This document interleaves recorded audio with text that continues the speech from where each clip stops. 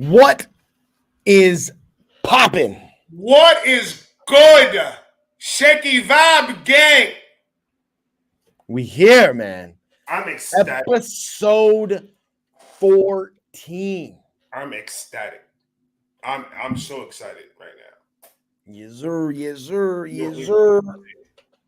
You didn't understand. Your channel growing, my channel growing. We got the Shakey Vibe podcast. We got a lot of good shit coming this year too. 2022 is gonna be fire. We got Johnny McDonald in the house. What's up, Johnny? That's Tom McDonald's little brother. What's good? Yeah, man, the channel's growing. I'm about to hit 16K subs. What are you at right now? About to hit, are you at 14, 15? I'm about to hit 14. It's crazy though. Like just to think about it, like 4 months ago when we started this, and this podcast was just not even was just a conversation. I don't even think either one of us were at 2,000-3,000 subscribers. When Big Kahuna brought it to our attention, I was at about 25. So I'm saying, Haru's in the house. Blah, blah, blah. Harry, what's going on, baby?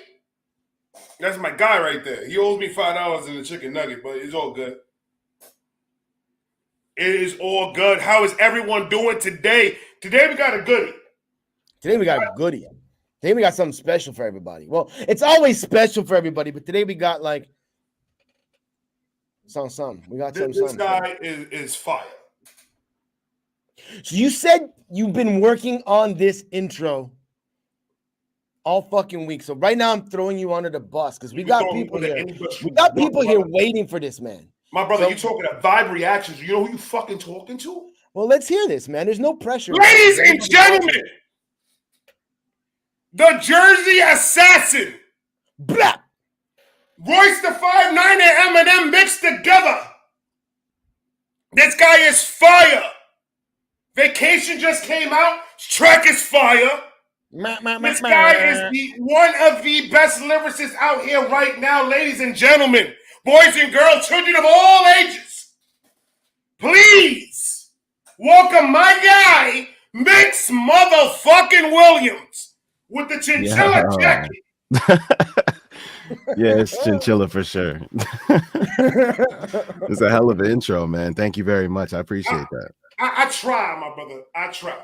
We call him One Take Tommy because he does everything like off the top. He just You know, I used fucking goes to when I was younger, I used to say I was one take mix because I used to walk into this. I would like when I would write stuff, I would rehearse it so much that I would walk into the studio, and I was part of a rap group. Like we had 4 or 5 other rappers in there. So I'd walk into the studio, everybody else is taking, 10, 11, 12 takes to get through one verse. And I used to be able to get it all the way, like no punch-ins, no nothing, because I used to rehearse it so much.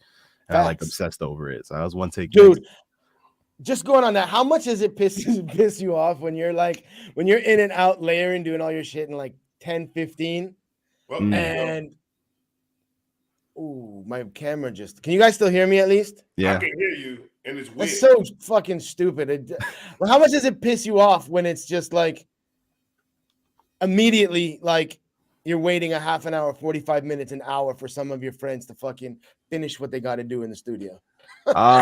It used to get, it was more frustrating than that because like we were all friends and stuff, so we would just BS in the studio, while we would have like and one of the guys was the engineer, right, and then one of them would be in the booth, and then the other 3 or 4 we would just be out like shooting the shit. So we were looking at social media, whatever, eating food, whatever. We had a TV in there, and so we used to watch like basketball game, whatever was on there. But what used to get me more upset was like we would all, because like I said, it was like 6 people in the group, and what used to piss me off the most was we would all decide on a beat, right, and then like I would be so inspired from the session that we had, so I'd go home and I would start writing my verse like right then and there, like I'd have it done in a couple of days or something like that, and then it would take 2 months for everybody else to get all their shit back. So like I'm saying though, yeah. Well, now I'm like that because I'm so like I got a million different projects and things on the go, but like I feel that. And you're about like 84, so I mean it's another thing. Oh, really? So we live Shakey Vibe Podcast, episode 14. We got Mix fucking Williams in you the say his house. name right. This boy's fire. Mix. Thank you. New Jersey, born and raised. Born in Manhattan, raised in New Jersey. Oh, he's a New York boy, man. Yeah. The tunnel and the bridge is right there. Exactly. I don't think I spent more. I mean, I'm pretty sure the only time I spent living in the hospital, living in New York, was when I was in the hospital. I was born, but I've been in New York. You still New York, baby. I got you. Don't worry about that. Your homies in the house saying my guy Mix, Clifton, New Jersey. Stand. Oh, what's good, Scott? Facts. Up. How you doing, man? I'm seeing Scott tomorrow. I think his girl's birthday's tomorrow, so I see him tomorrow. Oh, you got all your people here. I mean, I already know what they gotta do. Hit that subscribe button real quick. Yeah, yo, subscribe. It's the best. This is the it says it right on the about bio. The best podcast on YouTube. Facts. Huh? It's a goddamn fact, especially when I'm drunk. Well, one of us has got to fucking be straight for this podcast. No alcohol. Hey, I try, okay? I try. How long you been doing this? Like you said, you had a group and all that other stuff. How, like, not like your first rhyme, like, but like, how long you been like spitting? I released my first song in 2013. It was called Another World, and it was featuring still my best friend now, Steven Xavier. Back then he used to go by King, but now he goes by Steven Xavier. So I was 15, 16, somewhere around there. I think I was just about to turn 16. I won the bet, Vibe. I guess the age closer than you did. When'd you bet? He said 22. I said like 24 or 5. There you go.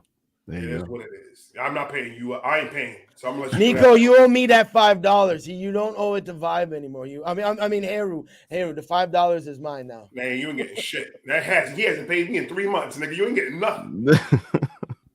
Now, I was telling you off camera, all mixed up. I love that fucking album. All 7 tracks, bro. I've been bumping it like crazy. Yeah. Inspiration wise, where'd you get the inspiration to come up with half these songs, bro? Because you talking on this shit. Yeah, I mean, that was it was looking back at it, it was kind of like I had a manager back then. He was more of like I guess like he was kind of like he used to work for like marketing for the New York Knicks. So, and he was an old family friend, and we ended up talking. He was like, yo, like maybe I could be your manager or whatever. So he was talking to some people, and he wanted something kind of feasible to hand to people and be like, hey, like go check this dude out. And so he could just send them a link and it sent them to a whole project. So it's kind of more of just a compilation of songs. It wasn't really like I wasn't trying to tell a story or anything like that. Right. But each song we recorded that whole I would say like either 4 or 5 of those songs that were on that compilation album in the same session, and kind of had it all finalized in that session. But like my biggest, at least back then, my biggest inspirations for music were like Kendrick, which you can like Colored Mind is just me, Colored Mind is just me trying to be Kendrick. Like that was, I was gonna tell you my top 3 songs in that whole album, and it was Color Minded was one of them, Outlandish was the other one, and then Told You So was the other one. Word. Okay. So thank you. Told You So is definitely that was like because I used to be so like anti auto-tune, like just super, I was so like no hooks, give me a beat and I'll rap for 5 minutes, and obviously people don't always want to hear that. It took me a while to realize that, but Told You So was definitely that. Outlandish was kind of a lot more similar to what kind of stuff I do now, where I know I can hit melodies and I know I can use auto-tune, and but still kind of shoot for bars and stuff like that. Right. And then Colored Mind was more conscious, I guess, the Kendrick Lamar style. So I think nowadays Kendrick is still my favorite artist now. I try to, like, I have to actively try to not sound like him nowadays because I listen to him so much. So it's I try not to let it bleed into me, But I listen to a lot of people, and yes, I hear the Kendrick Lamar out of that, but you still did it your own way. It sounds like Kendrick, but it's not like obvious like other people that I've listened to. That it's obvious that you're sounding exactly. It's a clone of somebody else. Yeah. Yours is more, no pun intended, a mix between there's Kendrick in there. You can tell that's an influence, but I want, because when I listen to rappers, I want to hear you. I don't want to hear you sounding like somebody else. I want to hear who Mix Williams is. I don't want to hear nothing else. And I got that out of that album. That's just me, though. Yeah. But that's the dope thing about it. Like, again, like we break down music. Like that's what we do, Vibe. Me and you, we like that's the great thing about like Mix isn't generic. He's like every track is a little bit different, switching up, playing with this, playing with that, melody hooks, but still with the boss. So it's like you might bump this artist heavy, and for people that don't necessarily know, when you listen to somebody over and over and over again, your influences come out in your music. That chinchilla's getting hot, huh? Yeah. It's light right That's here, the way bro. it's supposed to be, though. Like it's supposed to, your influences are supposed to come out in your music, but you're not generic. It's you doing you. That's a fact. Yeah, no, I appreciate that. I mean, one of my biggest issues right now is just portfolio, just this discography. I don't have enough music or the consistency, really. That's always been my issue. Not that I get complacent, but because I have most people know me now for features that I did or ciphers I was on, because I find it so easy to bounce off other people creatively. So if somebody sends me a beat and they go, hey, can you kill this verse for me? I go, yeah, sure. Because I know I can rap on anything. And I know I can rap with anybody. It's clear and evident. Yeah. I mean, like Samad, right? So Samad is growing super fast. And I've known Samad for a little while.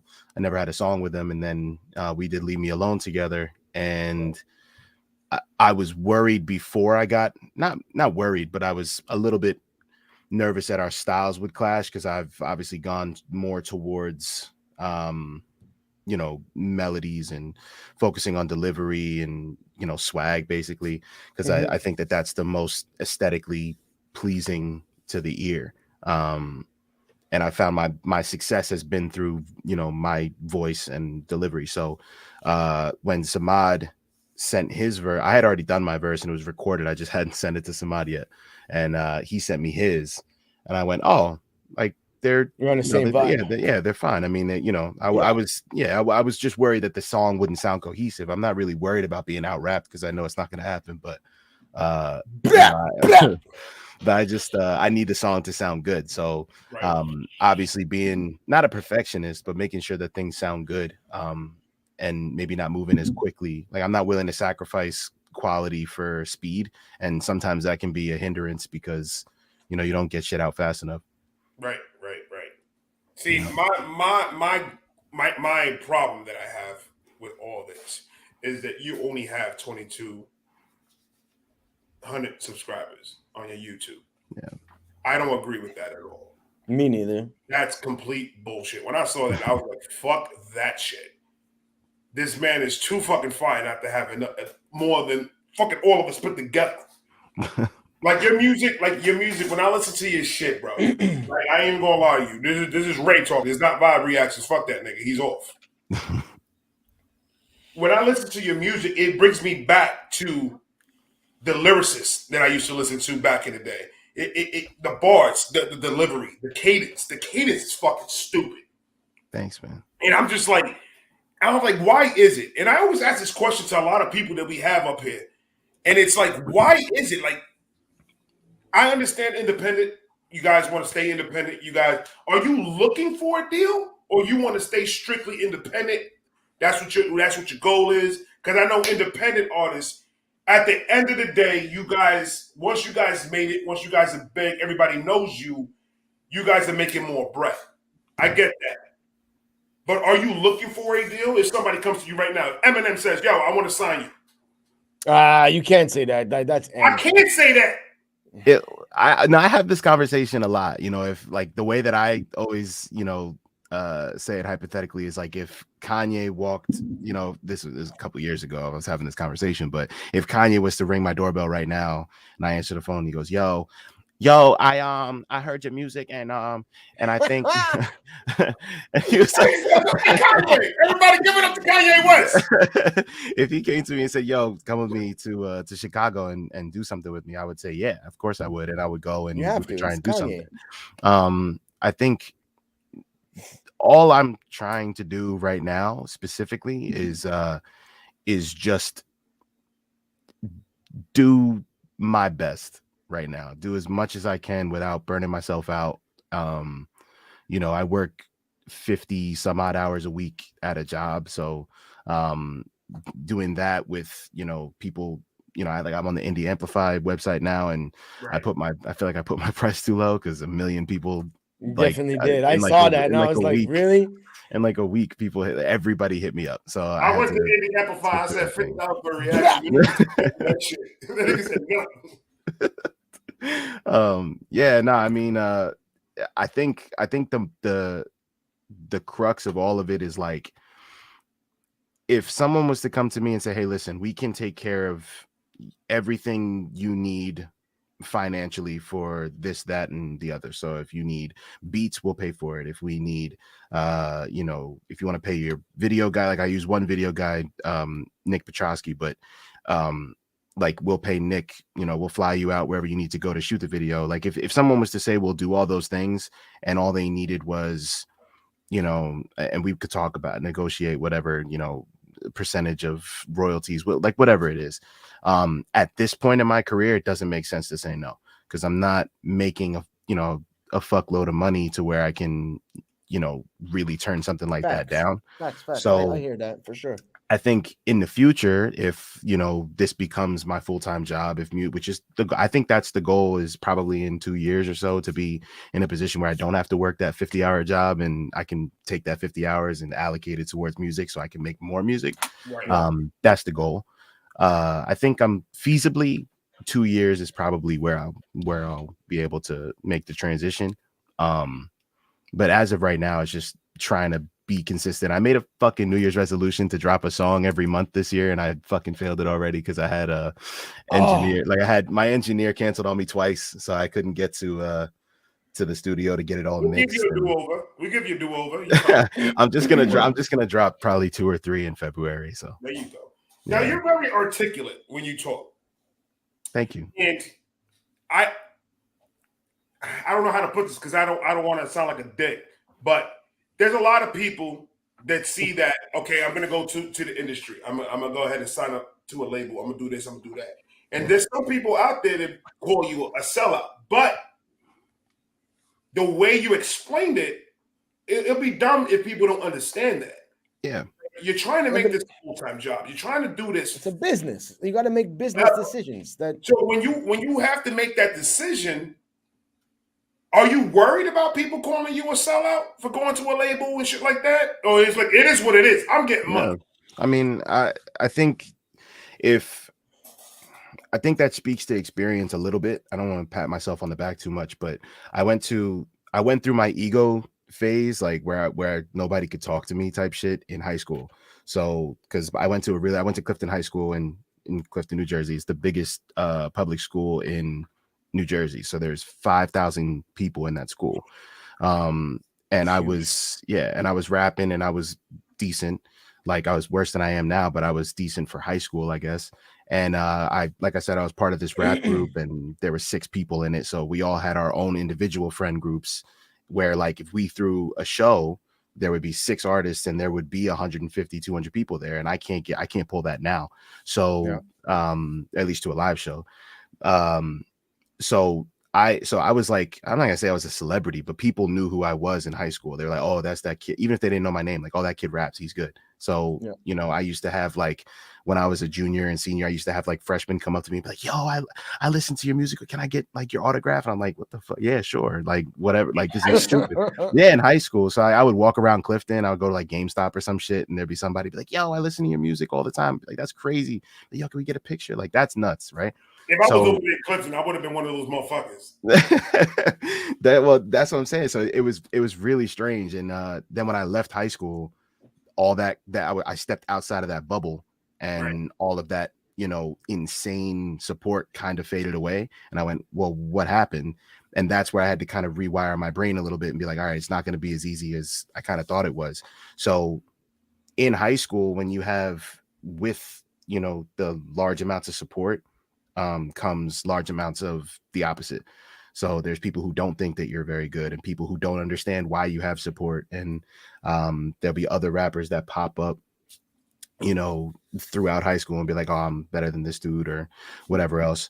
So you learn to kind of, you either feed into it and, you know, go back and forth with that person, or you learn to block it out and continue doing what you're doing. So if somebody was to say, oh, he's a sellout because he got a deal, it's like, I mean, I have to do what I have to do to get by. And, you know, as long as I'm not straight up giving all of my money and I become one of those stories at the end of it, like, oh, Mix Williams only made $5 when he was, you know, with this company for 6 years or whatever.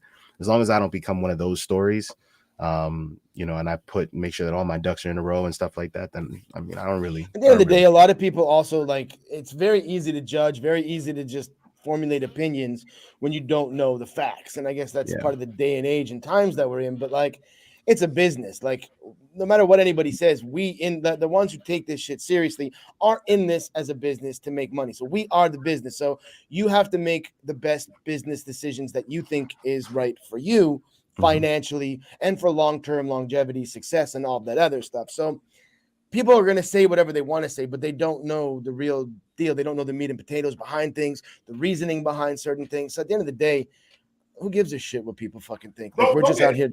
I wasn't calling you a sellout, my brother. Oh, no. I was saying for the hypotheticals. Yeah. I'm just saying, yeah, hypothetically, that means because there's a lot of stupid motherfuckers out in this world, and they say a bunch of stupid shit. YouTube, if I find out tomorrow that you signed to a label, I'm going live and we're doing a party. Facts. Straight facts. It's a wrap. But now let's switch it up a little bit. I'm sorry, Shakes. You probably got questions. I just want to let the crowd know. I just want to let people know, like, the chat's vibing. The like King Blitz in the house. Fucking King Blitz in the house. My God. Banksy's in the house. Larry Belafonte's in the house. Larry. Don't be shy. Throw your questions in the chat. This is a podcast where we are interactive with the people in the chat. So if there's something you want to know, something you want to ask, don't be shy. Clip Monsters in the motherfucking house. Clip, what's going on, baby? Throw your questions in the chat. Don't be shy. Ask Mix Williams what you want. And we're gonna pull your questions. We got you. Let's get right back into it. My bad. Quick shouts to my guy Dizzy 8 too. Dizzy 8 is a lot of my fans are his fans. So facts. Dizzy was good, my guy. What's popping, everybody? We here. Mix fucking Williams live on the Shakey Vibe podcast, episode 14. Let's switch it up a bit. You're black and white. Yeah. Mom's white, dad's black. Yeah, my mom's from Australia. Okay. Yeah. Now, being brought up in Jersey, being a rapper, was it difficult? I guess not. I think nowadays it'd probably be a little bit harder. Maybe not. I don't know. I mean, it wasn't particularly difficult. I had like I said, I had, all the time 4 or 5 people that I was making music with. So there was always somebody to bounce ideas off of and somebody to work with. And we would push each other competitively. We would try, if somebody dropped a crazy verse, and it would inspire us to go and write something, try and top it, and just that friendly competition factor. So that wasn't specifically difficult to be creative. In terms of like support and stuff, like I said, I was in that high school bubble, so I didn't find it too difficult to be supported. After high school is where I kind of ran into that creative roadblock, I guess, because you start thinking, how am I gonna, because then throughout high school I was like, oh, I don't have to worry about college, I don't have to worry about all these different things, I'm gonna be a rapper, like, that's kind of how it was.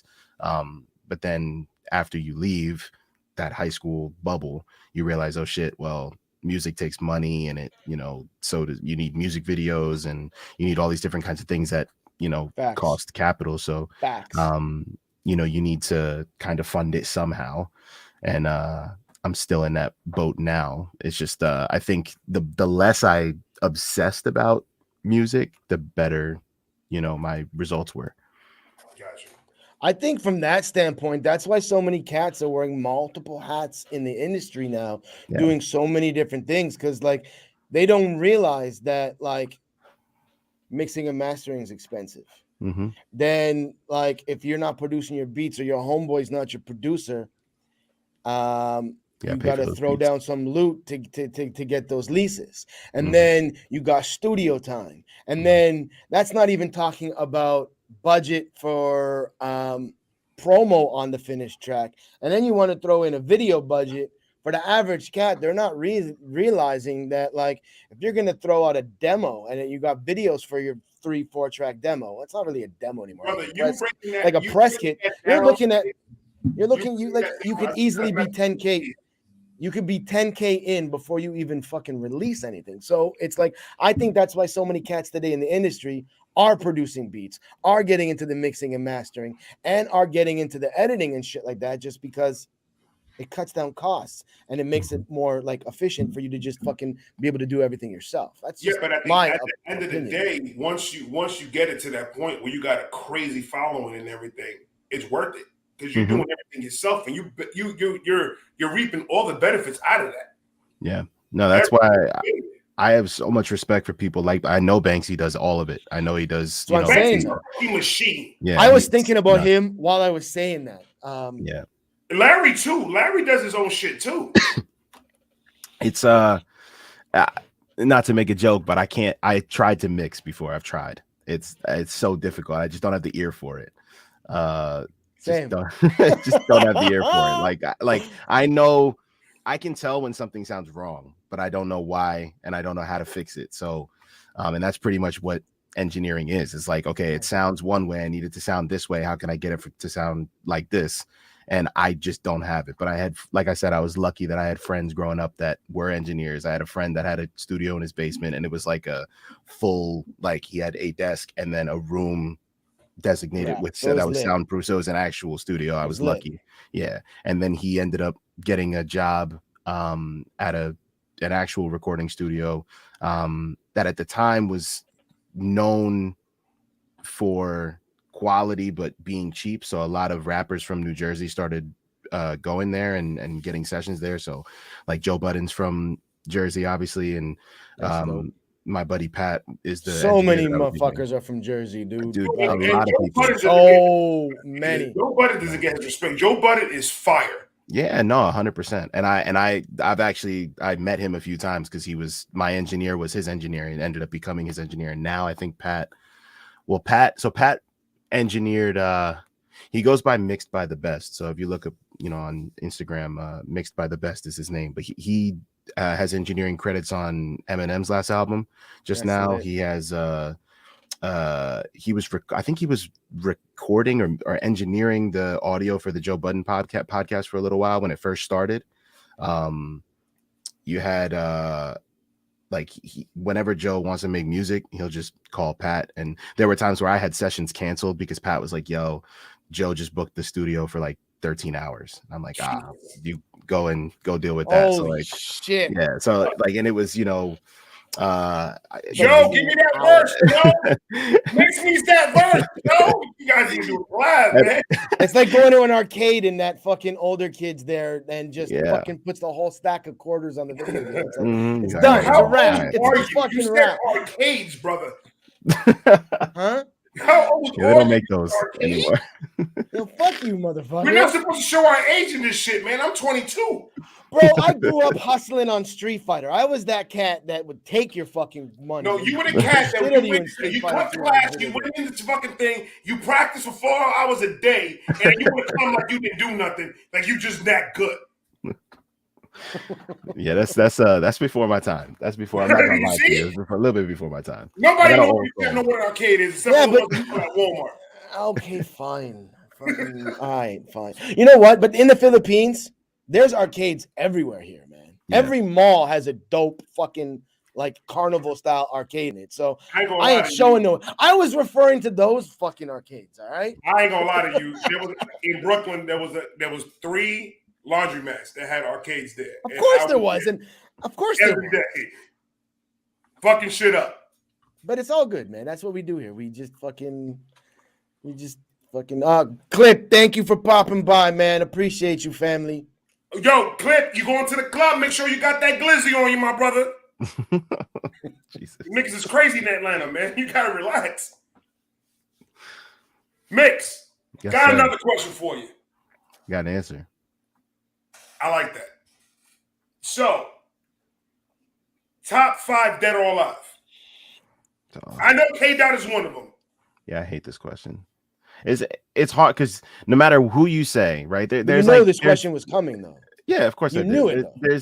There's 15 people, like, from everybody's, top fives collectively, that if you don't say 10 of the 15, you're gonna piss somebody off. So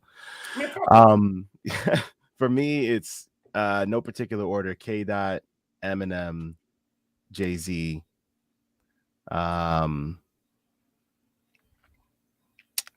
probably Big, and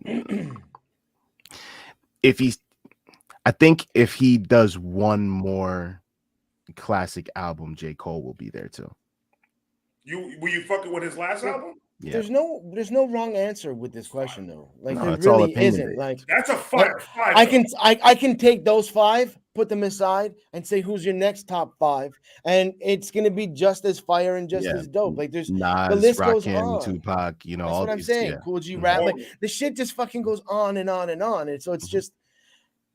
That's why I hate those posts online where people are like, "Yo, like this list sucks." It's like, I was telling that to my boy. It's my opinion. How does my list fucking suck? Like, it doesn't make My sense. boy was giving me his top 5, and he asked me. He asked me, and I was like, "Dude, which top 5?" I got like 20 top 5s. Yeah, that's how it is, man. If you a hip hop head, if you a true hip hop head, you can't just choose. These are the 5 people that I only fuck with. Right, exactly. Or the Because you 5 got the people that new take over school because coming out. yeah, I You don't got know. you got the YouTube scene coming out. You Mhm. got all these independent artists. You got the new industry artists that are coming out that are fire. Yeah. Like it's hard. It's difficult to get. My top 5 never changes of all time, and Right. that's just because I'm an old motherfucker. Okay. Same here. Mine stay And the it's same as well. M, and this is in order: M, Nas, Jay-Z, Biggie, and Method Man. Those are my There top you 5, go. no matter what no one tells me. There you go. But if you top 5 in flow, top 5 Mhm. in cadence, top 5 in anything, I could pick top 5 out of the air. Mhm. And it's always going to change because people do now with this the way that things are right now with social media, YouTube, and everything, dude. There's new rappers coming out of nowhere, Mhm. so it's hard 100%. to keep up. Yeah, 100%. I mean, it depends on what I was about to say. It depends on what day it is. Like, I mean, you know, I might be in a conscious rap mind and I want to listen to something from the 90s, or, you know, I might have something that I want to listen to that came out yesterday from Lil Uzi because I feel like being ignorant in the car, you know what I mean? So it's just, you know, there's so many different, you know, and obviously a lot of it is vibes, right? So if I'm happy or I'm, you know, partying or, you know, whatever the situation is, then maybe I want to listen to some Future or Right, some mumble stuff or whatever, you know, just because I'm vibing. But if I feel like listening to music or getting inspired to rap or, you know, whatever it is, then maybe it's an older song where, you know, if it was on the radio today, it wouldn't get any listens because that's not what people are into nowadays. right. I go by the blunt system. If Okay. I smoke one blunt, I usually listen to more calmer shit, you know, shit that I can just vibe to, nothing crazy. I Yeah. smoke 2 blunts, I need lyrical. I need bars, I need you to punch my head off. If I smoke 3 blunts, I'm gonna listen to something like singing. Let me hear a little bit, a nice hook. Yeah. Let me just jam out. If I Mhm. smoke 4 blunts, I'm going to bed. If I smoke 5, I'm fine. So that's the blunt system that I got going on in my life. Jesus Christ. And that shit was all fake, and I just made all that shit up right now. That's true podcast work, man. That's true podcast. That's Joe funny Rogan to shit. be proud of that one. I gotta ask, what was your favorite Cipher project that you worked on? Ooh. Because you've been killing them, and I'd be lying if I said that that's not how I first heard you. But after that shit, like I dug deep into your catalog and was like, "Yo, like who is this cat?" That's the Because same. like it's not like as an artist as well. Like we're not gonna release shit that we don't think is dope. Like just hands down, period. But when I first heard you and I was like, "Yo, who is this cat?" It's not that you held your own on these ciphers. Like you smashed the shit out of these beats. What was your favorite one that you hopped on? I think, And then I got a follow-up question on that as well. yeah, 100%. I think it's hard. So the ones that, because I was on the Blindside Cipher, the first one. I was on the Jackson Vibe Cipher. I was on the Uncontrollable Cipher.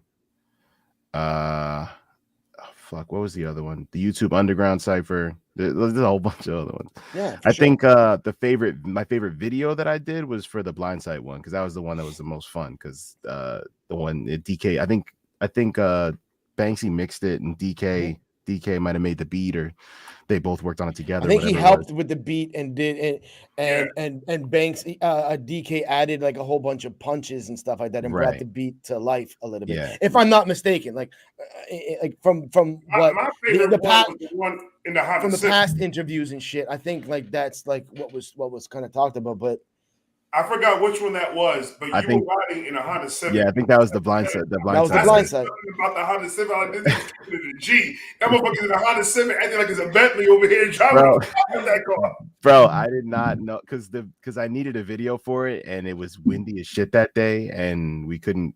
It was cold, and but I didn't want to wear a coat because I didn't have one, and I think we shot a different video that day, and then it was not an afterthought, but we didn't have as much time with the light as we wanted, so I actually drove to my old primary school, and we shot that in the parking lot of and we were like, all right, we'll just shoot it around the car. We'll use the car as the thing. And so then we put the green screen on the outside of the car and played sick. with that a little bit. And That's dope. and that's how we did all the different masking and stuff. But I think my favorite rap verse is probably the Jackson Vibe Cipher. Was probably my favorite bar verse, just because I think with the YouTube Underground one, which was the one where I shot it with all the graffiti and stuff, and at the beginning I had me fighting myself, that one I went, because I actually went back and watched like a couple of the different ciphers that I was on, because it's been like a year and a half or so, or almost 2 years, since I started doing all this YouTube stuff and working with different YouTube artists and stuff. So I kind of went back and looked, and I think the one thing that's consistent through all of it is I always sound like I'm saying something dope, even if I don't feel like I am. I do a pretty good job of masking stupid bars like that. That's the kind of way I look at it now. But I think the Jackson Vibe Cipher is probably my favorite one so far. What was your reaction, in your opinion, like when you saw the roster of like the Blind Site? Because that roster was fucking lit from top to bottom. When you saw that roster, what was kind of like going through your head at that, at like when you got the DM and you're like, yo, like what went through your mind when these cats are hitting you up to smash these ciphers and the lineup is just like Crypt and fucking like crazy established motherfuckers in the industry, that as an artist in the industry, you're trying to work to get to kind of there, and then to get the call and the nod to be on it. Like, so just kind of like break that down for us. Yeah, I felt like LeBron James when he got his first ring. It was about damn time. Like that was kind of how it was. Analogy. I mean, it's kind of like it's kind of that analogy. It's a little. I'm aware it's a little cocky, but like being doing it for a long time, and then there's this natural kind of professional jealousy, I guess is how I describe it, where like, you'd see somebody who started rapping 3 years ago and be a little bit further along, and you kind of, instead of being like, because the natural jealousy, which everyone else would feel, would be like, oh, I'm better than that dude, why does he have this? But the way that you have to feel is, what am I doing different or what's he doing different from what I'm doing? Nigga, so you sound like a manager at Walmart, brother. That was so fire. Because dude, I don't mean to cut you off. I'm sorry, bro. But that right there, that's just right. If y'all listening right now, welcome to the Shakey Vibe podcast. This man used to go to college for 15 years. He knows what he's talking about. Look, I don't know if it's because my real world job, I manage at a restaurant, so I think talking is kind of my job, so I have to be able to articulate properly. They wouldn't have hired me for that job if they didn't think. But I think a lot.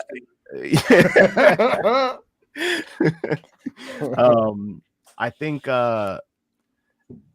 again, it's the way that I always describe it is professional jealousy. If you can look at something and go, I want that, I want what he has, not he shouldn't have it, but you say, I want what he has, and you have to figure out what they're doing different, how they're moving different, and how you can apply it to your own life. So for me, it was do stuff, like it was make music, it was rap, it was join contests and stuff, because all of this kind of started when I joined the Samad Goodnight Challenge, right? That was like the first verse that everybody kind of saw, and I realized, and I got hooked up with this guy on Twitter he was on hip hop Twitter. He had like 70,000 followers or whatever it was. He's one of those white kids that tweets about hip hop, and he retweeted a verse that I put out, and that got the snowball rolling a little bit. And then Team Dreamville, the Twitter account that's like the biggest Dreamville fan account, whatever, they followed me and they retweeted something, and then they actually tweeted my Forgot My Lines video, like just as a standalone video, and said like, this dude sounds like I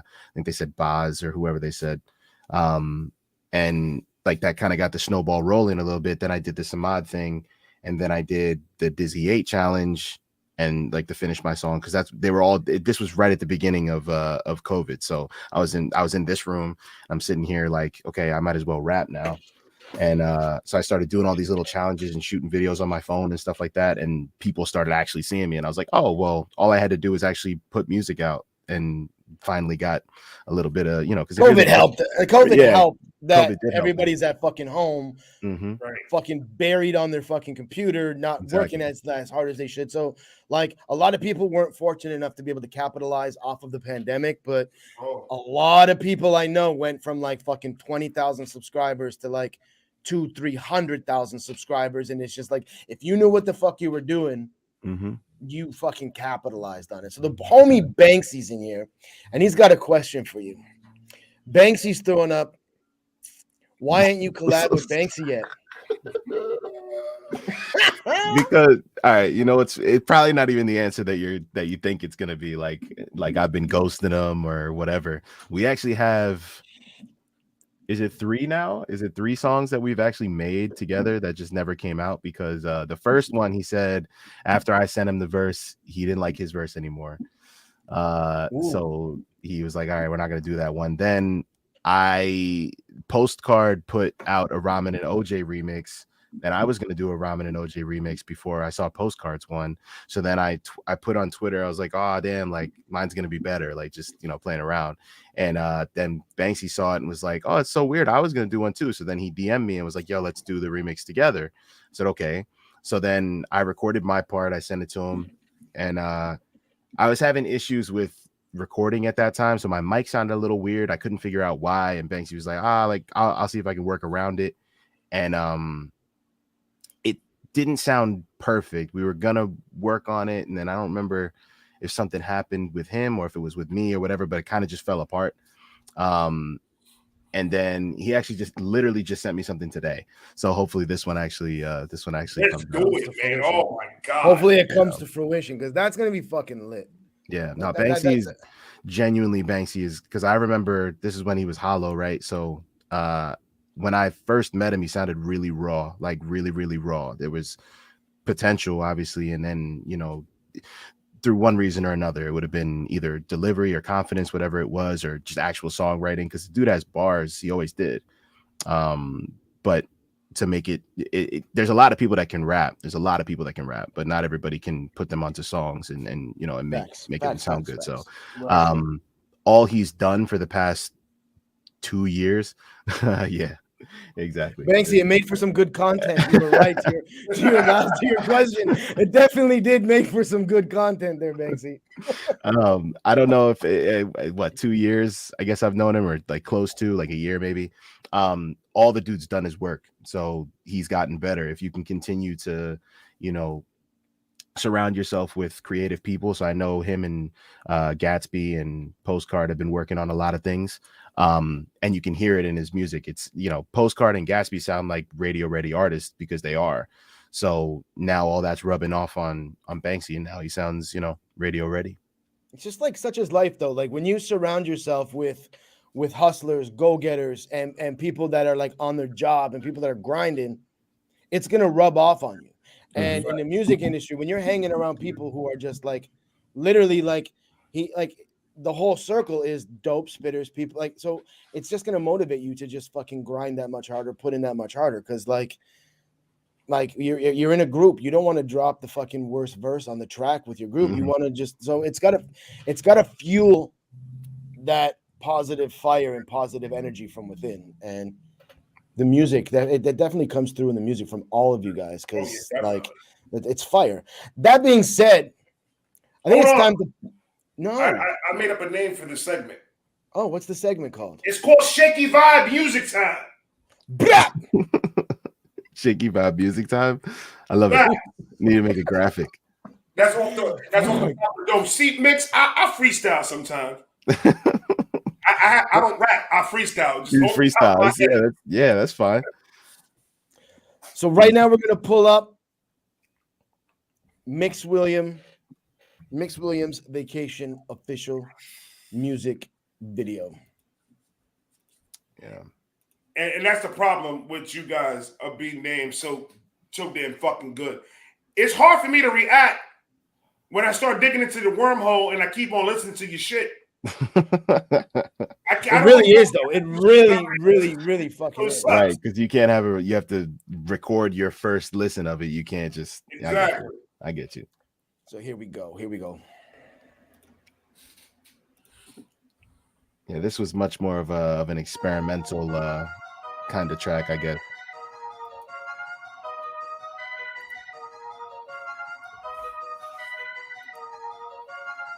My lady said my heart is tethered to the game, and I said, yeah, I know. Every obstacle I treat it like a stepping stone. I fill my cup and sip till I don't feel it, none from head to toe. Flip the switch, do not disturb, please don't hit my phone. I need a vacation. If you ain't talking money, there's no conversations. We on the same road but different destinations. You in your whip and I feel like I'm in a spaceship. I'm custom made, these niggas basic. I'ma turn my life into a movie, and me and you, we not the same. Yo, shorty said she loved you till she knew me. Only me and you, we not the same. Hey, I really might just be the illest dude that's coming out my city. Got high school bitches on my phone, but I can't talk, I'm busy. I swear me and Steven, we like Clipton's, Tupac and Biggie. Try to name a better duo, yeah, I'll wait, but don't be silly. Fucking with me, yeah, I'm not the same kid I used to be. My ex called to say that she feels stupid just for losing me. Being dope, it ain't that new to me. I mean that truthfully. I'm living proof there ain't no limit to what you could be. Mine's been open, think I understand the game now. I'm fucking the world, got that ass up and his face down. And I ain't leaving till I'm paid like it's a shakedown. I'm wildin' now, get the fuck up. So I gotta bring that back. I just got lost in the fucking cadence, fucking flow and delivery of this motherfucker. But like, He's gonna take the world, he's gonna fuck it. so many times I wanted to bring this back, but I'm just like, hold on, I want to hear what he's gonna say next. Well, man, see, he gonna fuck the world like what? Living to what you could be. Mine's been open, think I understand the game now. I'm fucking the world, got that ass up and his face down. And I ain't leaving till I'm paid like it's a shakedown. I'm wildin' now, get the fuck up out my way now. Hey now, yeah, look. Rapido, I see you hating like stop it, bro. You want to smoke, nigga, vominos. You spin it for like dominoes. Hey, I just want the fame and power. Want that money, making money every hour. We was never in the same league. Shout out Dallas and Swift, fuck you, pay me. Smelling success suffocate me till I I'll bring it back again. We was never, bro. Huh? I was in the fucking zone, bro. So am I, but I want to catch these. Know all the words to this song, brother. Hurry up. I want to catch these bars. in the same league. Shout out Dallas and Swift, fuck you, pay me. Smelling success suffocate me till I can't breathe. Smile with money in my head, niggas say cheese. My lady said my heart is tethered to the game, and I say, yeah, I know.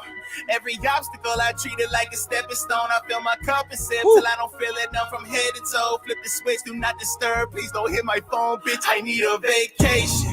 If you ain't talking money, there's no conversations. We on the same road but different destinations. You in your whip and I feel like I'm in a spaceship. I'm custom made, these niggas basic. I'ma turn my life into a movie. And me and you, we not the same. Yo, shorty said she loved you till she knew me. Homie, me and you, we not the same. Yeah, we not the same. Yeah, we not the same. But from down bad to up, but you ain't got the range. Drunk and high, same time, but don't stop the plane. I'm the one to get it done. But we not the same. Oh, man. Oh. That was fucking lit. That was fun. So it goes back to the beginning of this kind of earlier on in this interview where you were like the auto tune and the melodies and all of that stuff. And I didn't say it then, like as a cat in the industry for like over 2 decades, way before the mumble era and the auto tune. I don't hate on auto tune if it's done correctly. But if you're leaning on that like your crutch to make your track sound good. Mm-hmm. Like this was tastefully done. Like you're singing, and it's just a little tweak to kind of give you those orgasms and stuff like that. So you're not leaning on that like T-Pain or Akon kind of like auto tune where death to auto tune has to come out to like regulate shit. So it's like when shit's done tastefully. And it just gives you those like, dude, I can speak for vibe. I was sitting here fucking vibing out. Like I danced the whole time. That's a fucking dope track. I'm fucking tired right now, bro. I need a vacation. Just fucking I already put in for my vacation. I live in the Philippines and I need a fucking vacation. This is fine. And to piggyback off what you said, I've always said that. Auto-tune is cool if it's done right. Yeah. That's the example of being it done right. There's some songs out there that is just high pitched the whole fucking song. And I'm like, what the fuck is going on? Like, I don't even hear what the hell you saying. It's done right. Dude, that song is fine. Thank you. Again, link is in the chat. That was Mix Williams' Vacation. Yeah. That was I've been trying to make a song kind of like that for a long time. I never found the right beat for it. I never found anything that really matched what I was trying to do. And I had that beat for a long time. I had it for like 2 months, maybe sitting on the computer. And I was like, this is going to be it. Like, this is going to be the song, but I couldn't figure out how to do it. And I finally got I don't even remember. I don't think I was actually thinking about taking a vacation because I had just started my new job. So I don't think I was thinking about taking a vacation, but I think I remember seeing people. It was during the summertime I wrote it 100%. So that might have just been what happened. But watch out, Drake. Now, I can only go by like during the pandemic and shit from where I am, because we don't get obviously North American news and media and that stuff out here. What's the pandemic been like out there? Like over like the course of, let's say, even like the last year, are clubs open? Like is shit open? Like for you to be able to do stuff like to go to a club and like give shit to DJs and be like, spin this kind of thing? I believe so. There's not as many, they have to be booked and they have to have, especially like, because a lot of the stuff would be in New York anyway. So, everybody, you need vaccination cards and all that kind of stuff. And so it's a little bit different.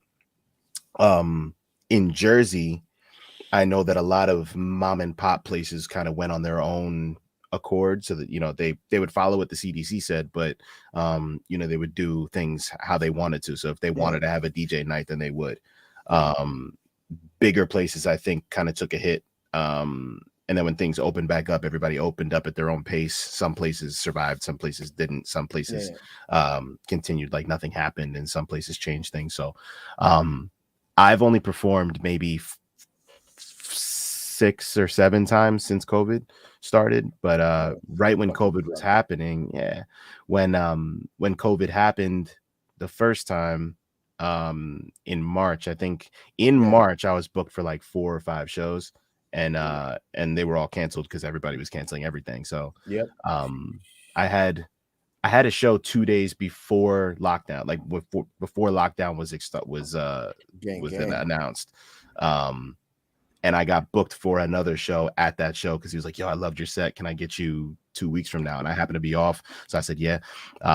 So it killed momentum for performing a little bit. But, the couple of months leading up to that, I'd been in front of enough people like Samad, like, this guy named Turkish Royale, who's kind of a big underground guy in Jersey.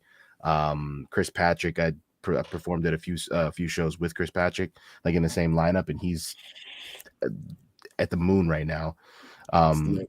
So yeah, I mean, COVID stopped some momentum, but it also, like I said, I mean, I was able to not do anything else other than rap, so or play video games, so that was pretty much it was a blessing and a curse, kind of.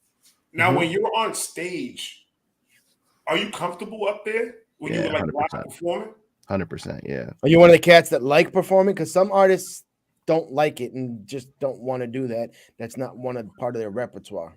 Yeah, no, I love performing. It's a massive perk to making music for me, because I feel like growing up, it's kind of weird. I was a child actor, sort of. Like I had an agency, and I did work with like Blue's Clues and like all these different kinds of. I know I saw you on Blue's Clues. I know it. Really?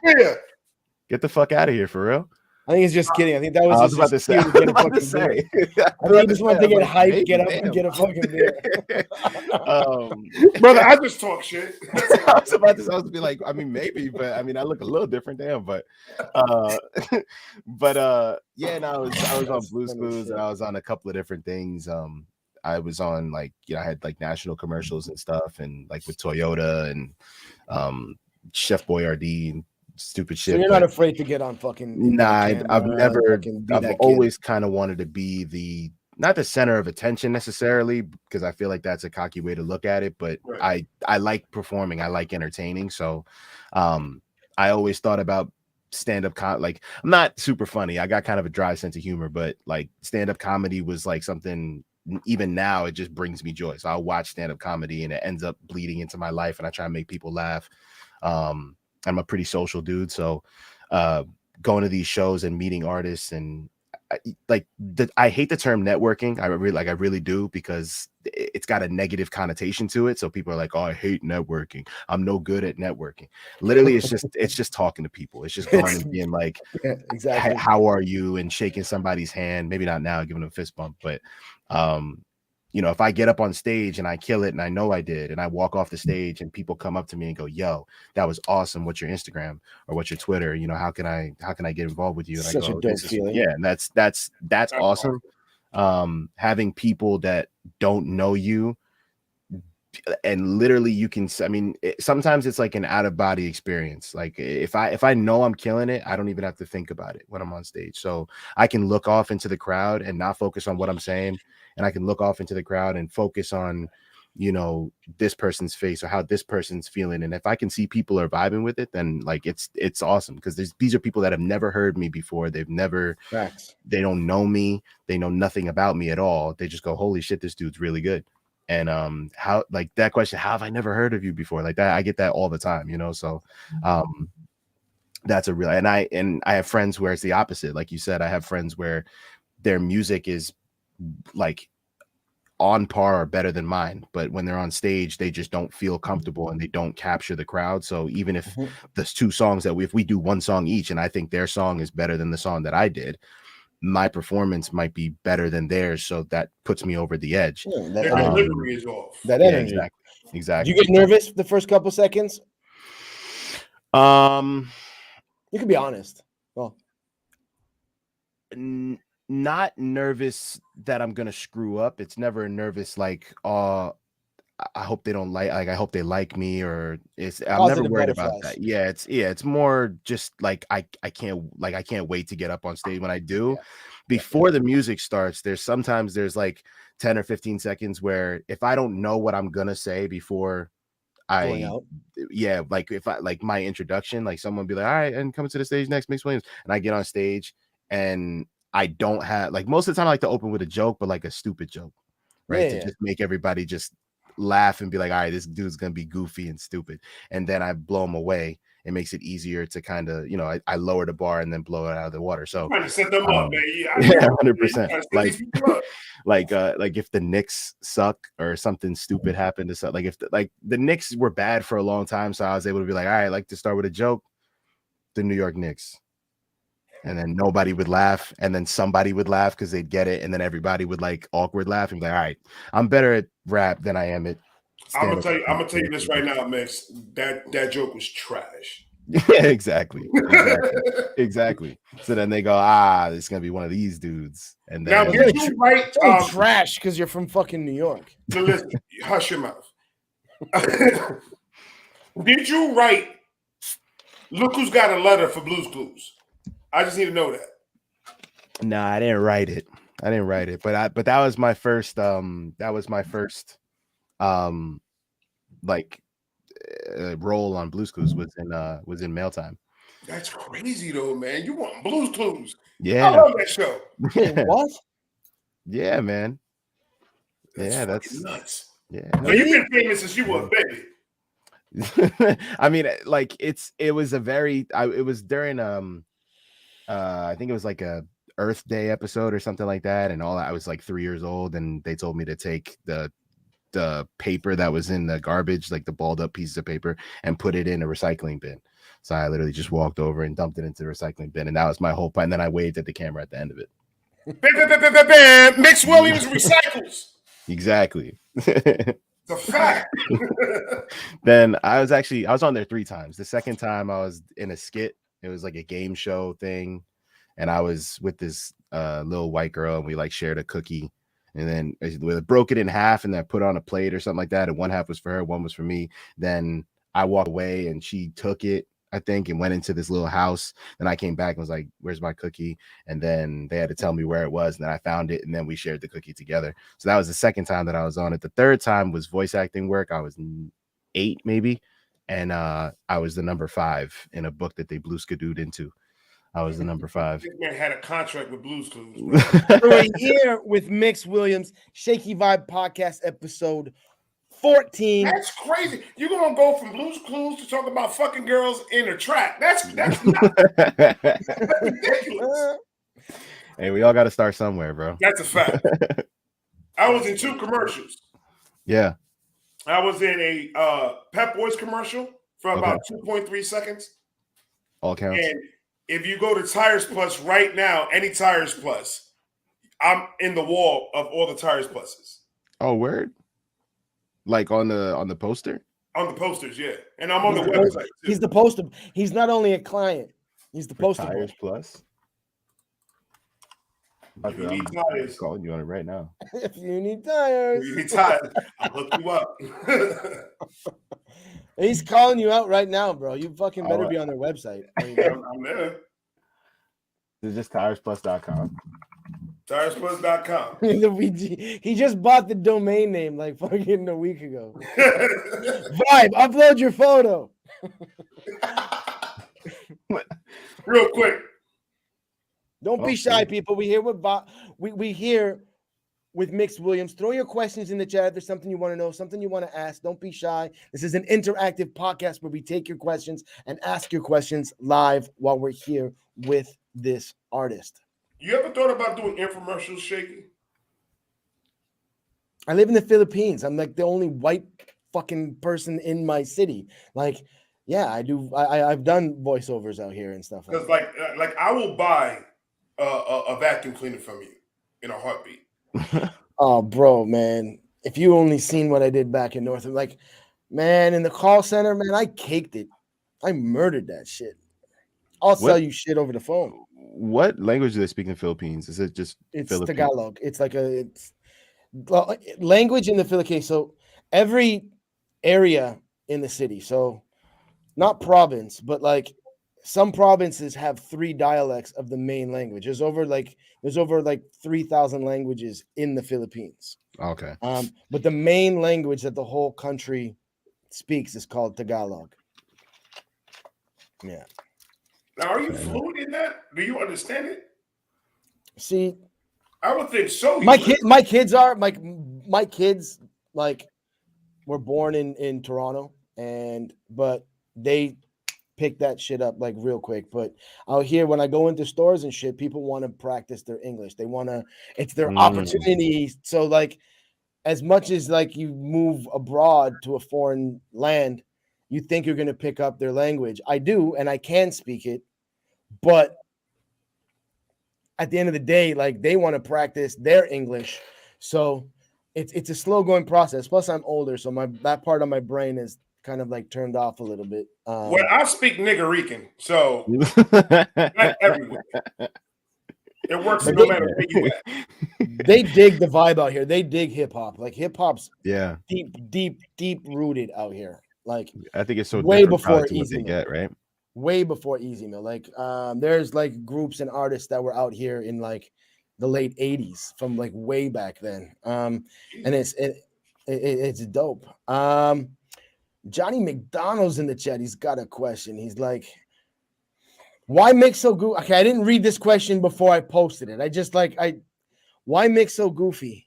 Can you tell him I'm Johnald? Yeah, Johnald is so I'm being dead 100% serious. That dude is awesome. Like he's sick. He's got such a good voice. Like I don't know if you guys seen like I've been in this, nerdcore rap game kind of thing. Johnald is like growing like crazy fast right now because he's dope. He's really good. Why I'm so goofy, I have no idea. I don't know if it's I think, like I said, I have a pretty dry sense of humor. So if you don't fuck with it, you don't fuck with it. It's very niche sense of humor. How I try to describe it to people is I can tell a joke and people don't even realize that it was a joke and I think it's hilarious, but on the outside, I'm not laughing. So Oh, like that's me every I can fucking day. I feel satisfaction just saying the joke, even if it didn't get a laugh. So that's why I think I don't. Nothing's So ever you say a awkward joke with me. and you just stone face? Yeah, I mean, maybe not stone face. I might have a smile. I smile a lot. Like even you remember if you watch like a Ray Charles interview and he doesn't even look like he could be talking about something so tragic, but he looks like he's smiling. That's kind of me. So Gotcha. like if I say a joke, I can be 100% satisfied with nobody even knowing I said the joke. But Those I subtle, know I said the sarcastic joke. jokes that like you Yeah. gotta like. I love that shit. Yes, I will love that. that. And in my head, I'm dying. I'm just laughing my ass off. But on the Hey, at outside, the end of the day, you're like, man, how come nobody's even like you didn't pick up on that? I see. I don't even. For me, as long as I thought it was funny, it was funny. That's for me, and that's why I never find myself in an awkward situation because I'll be the one if there's 4 people and we're all really super awkward. I'll be the one to be like, damn, this is awkward as shit, huh? Like, Yeah. this is real. Or if somebody's that being gets it. awkward, you're gonna be like, Danny, why are you so awkward, dude? Yeah, I'd be like, yo, So you take the awkwardism and you make it more awkward by asking the question. Oh, right, which fucking breaks right. the ice, and then there's something to talk about. Be like, yeah, it is There you awkward. go. You'd be like, yo, do you remember that one time we had an awkward? Yeah, and then it becomes just try and. I think I'm a people pleaser, and that's just kind of just my whole life. See, I've been that way. Me myself, I'm very serious. Mm, I don't joke. sure. This is not a joking matter. Yeah. I see. I mean, since I was like, I mean, my mom will fucking tell you. Since I was like 3, I've always tried to be the center of attention. I'm like the one in the middle of the living room that just starts talking shit and making people laugh. Yeah. And I did that all the way until 4,000 subscribers. I just came over here and just talk shit. That's all I do.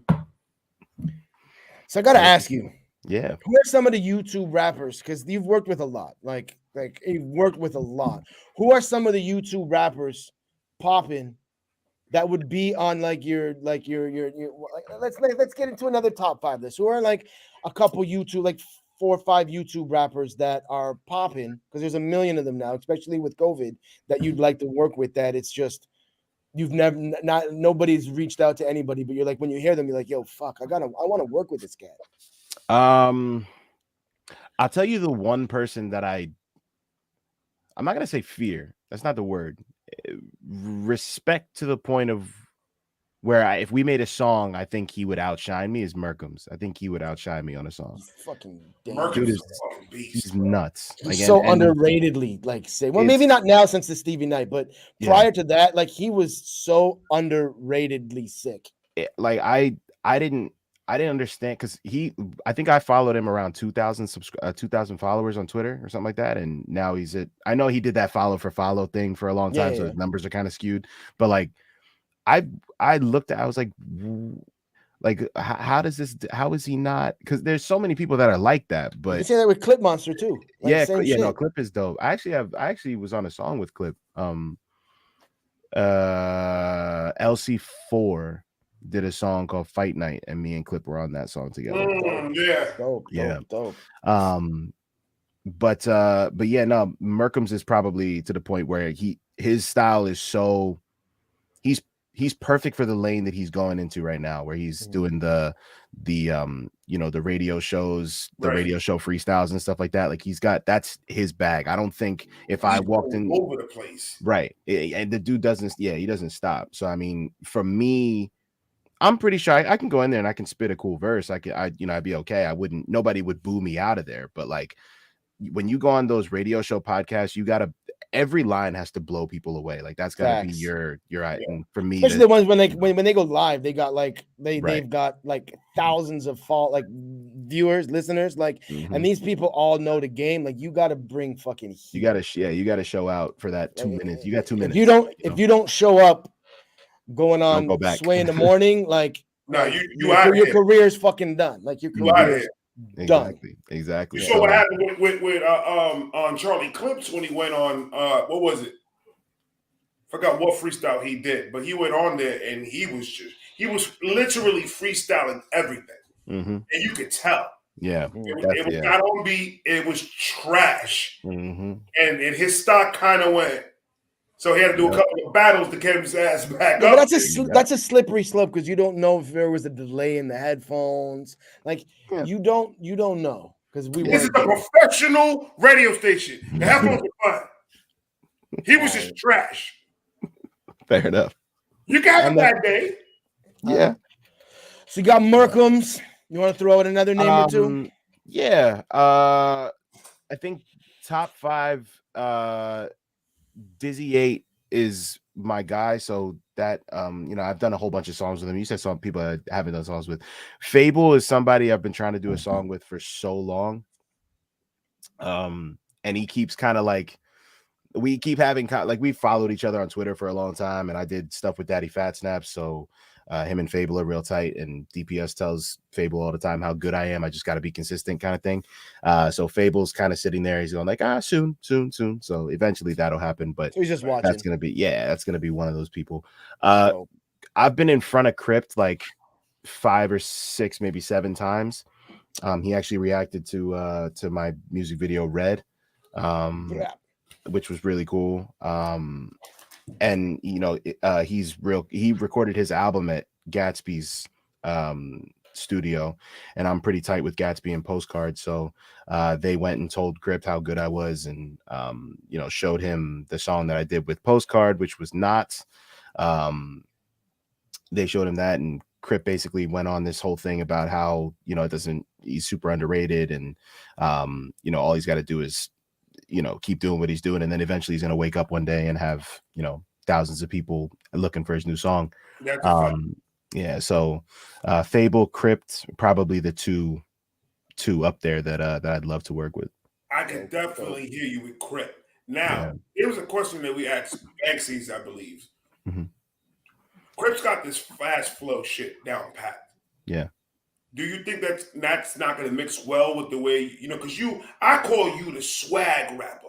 Yeah. Like you could talk your shit, but you got a swag to you that it's ridiculous. I try to mimic it, and my wife told me to shut the fuck up. But you think that's two styles like that? Because Crip is very, very fast, and he says a lot of shit in a short matter of time. Yeah. You don't think that's going to clash with you and him?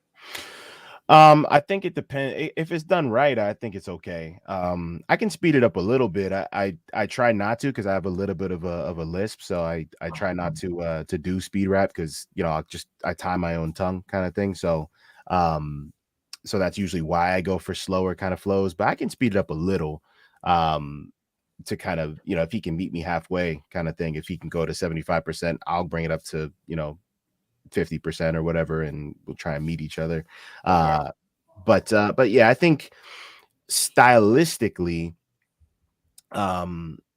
there's ways we could get around it. Like if he was set on doing a super fast flow or whatever, I could be in a part of the beat where there's different drums, or if the beat picks up and it starts going double time, he starts rapping fast, and I think so many ways you can do that. Like you can do a track that has multiple. Like the beat has multiple transitions in it. So like not bridges or spots for like double time, single time, and all that other shit. But there's so many ways that it can be done tastefully. For sure. My wife is on the chat. Hey, baby. Hello. True story. Facts. She told me to go to bed. I thought I was Mr. Swag Disciples, and she said, nah, nigga, go to sleep. And I was like, all right, cool. We here. We live with your boy. Mix Williams, Shakey Vibe Podcast, episode 14. Now I got another one. Throw your questions in the chat. I got another one. Who would you want to collab with down in the future, industry wise? Who do you hear yourselves like we could make a good fucking song together? If I was looking to make something conscious, I mean, I think everybody would just say Kendrick. If and from my circle, I mean, I would. To Pimp a Butterfly was so inspirational.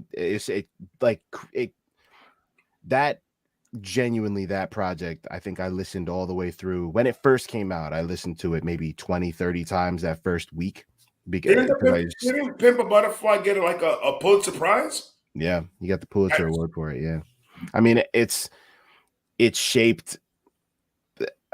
It came out after I got out of high school, but that timing after high school to a couple of years ago, it shaped who I was. Like that's just all I fucking listened to.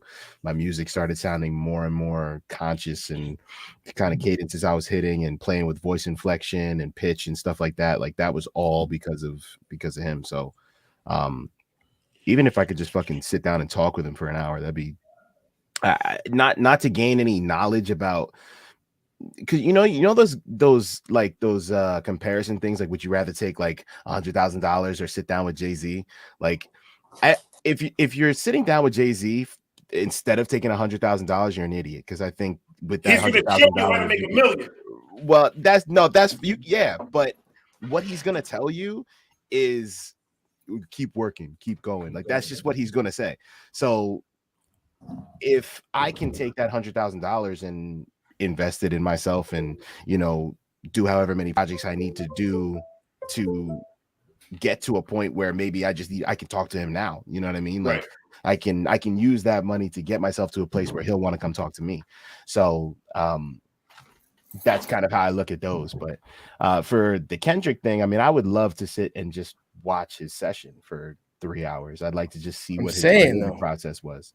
That would be crazy, man. And man, when he was inside the studio with fucking K-Dot, bro. That'd be awesome. That'd be awesome. That'd be like me in Eminem's kitchen eating pizza rolls. It's gonna be crazy. No, I think my stage presence was fueled by watching Eminem perform, because I have kind of at least at first I just took kind of watch like how Eminem performed, whether it was 8 Mile or different YouTube videos of him performing and stuff, and then I went to see him live actually at MetLife when he was on tour with Rihanna. Right. Yeah. So I got to see how one of the Mount Rushmore rappers performs, how they do things. And Eminem has like a really weird, he like raps at the floor. So he kind of he's got a hat on or a hoodie or whatever, and he kind of raps towards the floor and points like almost like he's dissing the floor. So all I did was take that and bring it up and started rapping at people, and that's how I got my style. And then I ended up adding more to it and became me throughout. Got you. Okay. We got a question here. We got Alan Sabertooth in the house. He said, how did Mix meet Nick Petrovsky? Yeah. So for those that don't know, Nick Petrovsky was said that he does the videos for Mix. Mm-hmm. Yeah. So I met Nick through a friend, my best friend Jordan. So Jordan and Nick, I think, went to college together. They were roommates at college, and Nick he went to school for whether it was cinematography or whatever it was. So he used to make these little like fuck around videos of a can of soda or something, like a fake commercial for can of soda or whatever. And he wanted to get into music videos, so the first music video that we did together was Forgot My Lines. And and I liked working with him, and he's a cool dude. And he's one of those people where I can tell him like, hey, I want to shoot at this time, as long as that time he doesn't have anything going on. He's like, all right, cool. And he's always leveling up his equipment, so we're shooting. Forgot My Lines is the one that you were walking down the street, right? Yeah, I had no, that was Something I Need, but we shot that one. We shot that one together too. Forgot My Lines, the one where I had the cornrows and the white t-shirt. So I think it's like the first video on my YouTube channel. So yeah, that was a fun little video that we did together.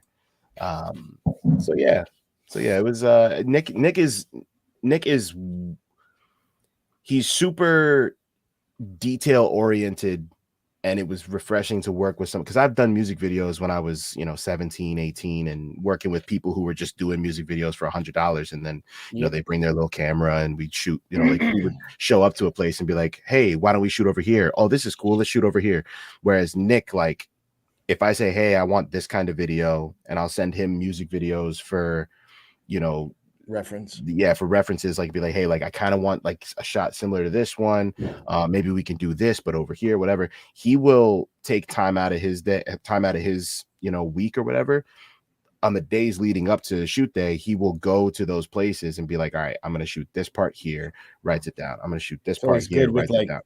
He makes a script, storyboards, and shot script. Selection, scene selection. Straight up. So as opposed to the $100 guys, this is like you found the guy that's just on the same vibe that you have, and he does what you need, he's professional. Right. And he's starting from the ground where I am. And he was like, look, let's grow together.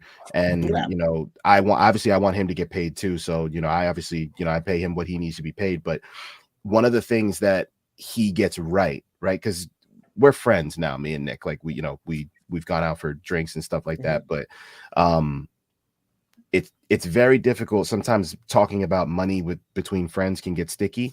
Right. So he got this very, very right, where he was like, listen, whatever your budget is will work within that budget. So if your budget for this video is $400, I will only do things that are worth $400, but I'll still work with my same camera.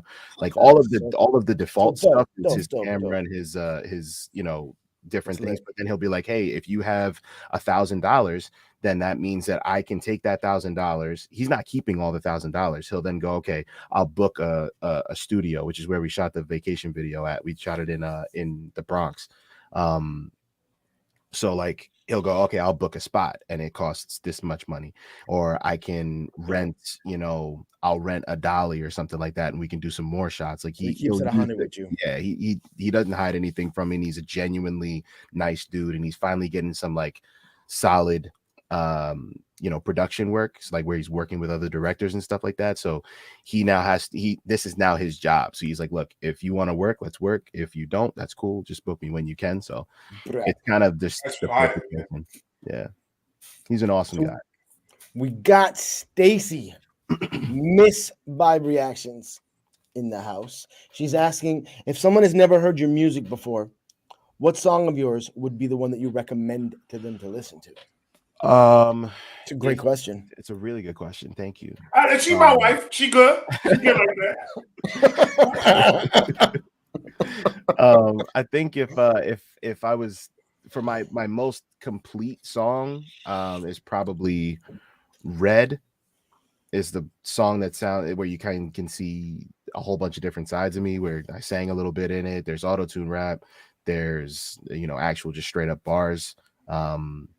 Changes in delivery, changes in inflection, changes in cadence, all that kind of stuff. If they're into more hip-hoppy stuff, like boom bap stuff, then I'd go Forgot My Lines. If they were more into R&B or something a little bit softer, then probably Something I Need.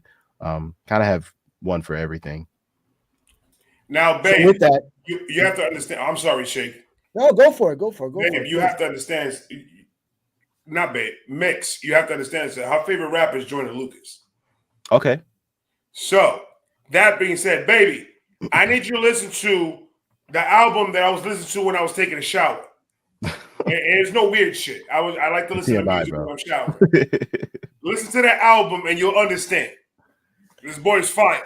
So with that, I think because he just talked about it, let's segue into Mix Williams' Red official music. Let's do that. Oh, I can't wait.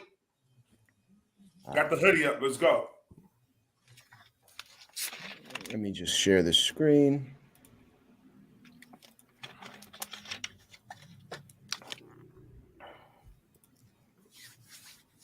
All right, let me go. We good. All right, Mix Williams' Red official music video. Let's go.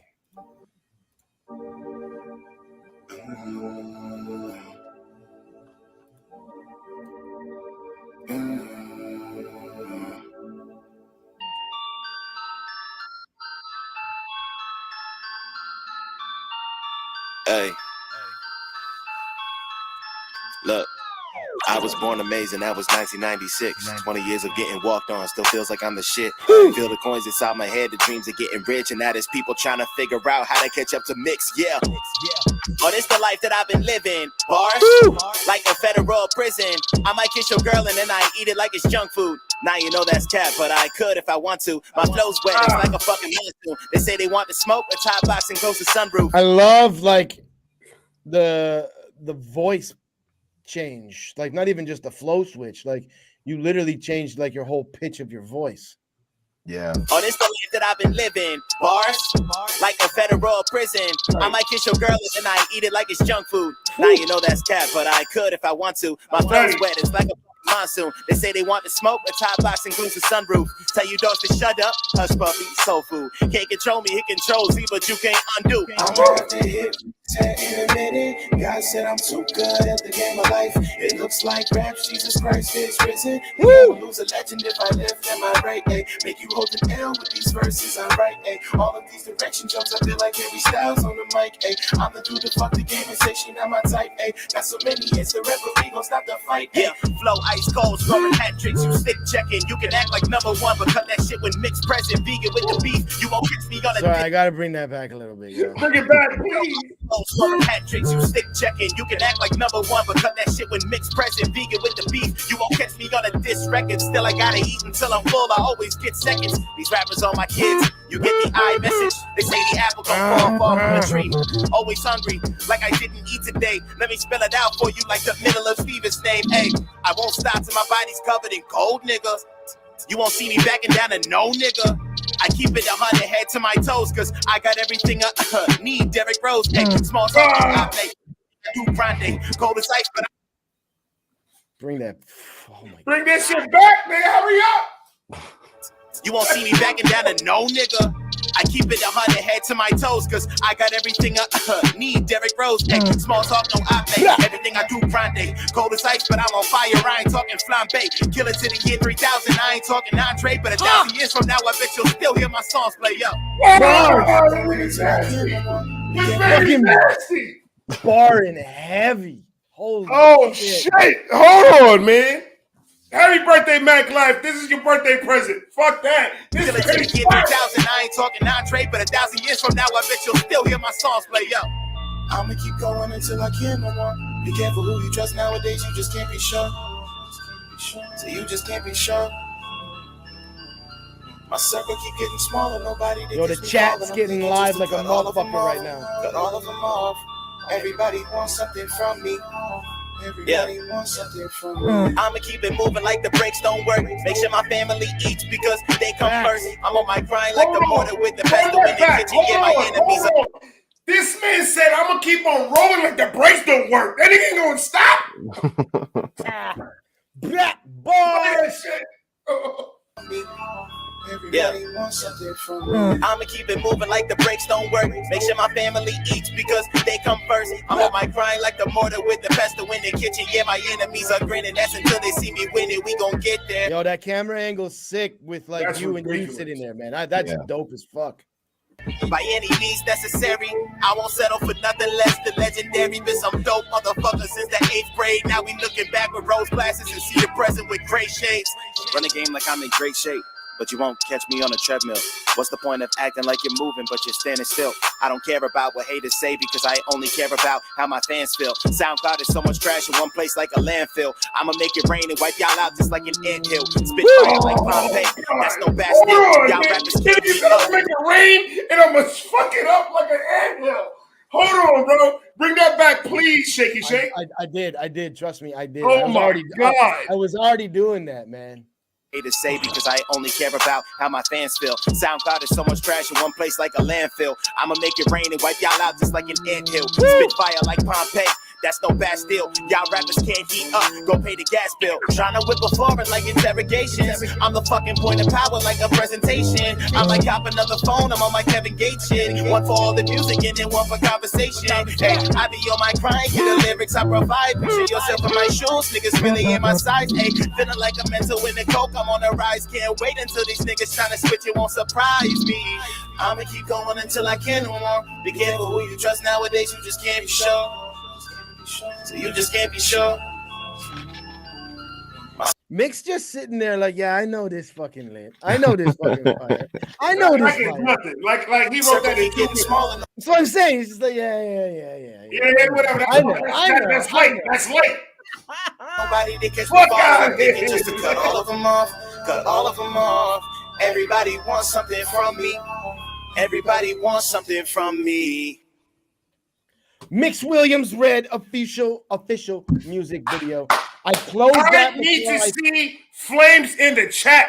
Listen, Mix. My wife just put up there that she put you on the playlist. You know how important that is?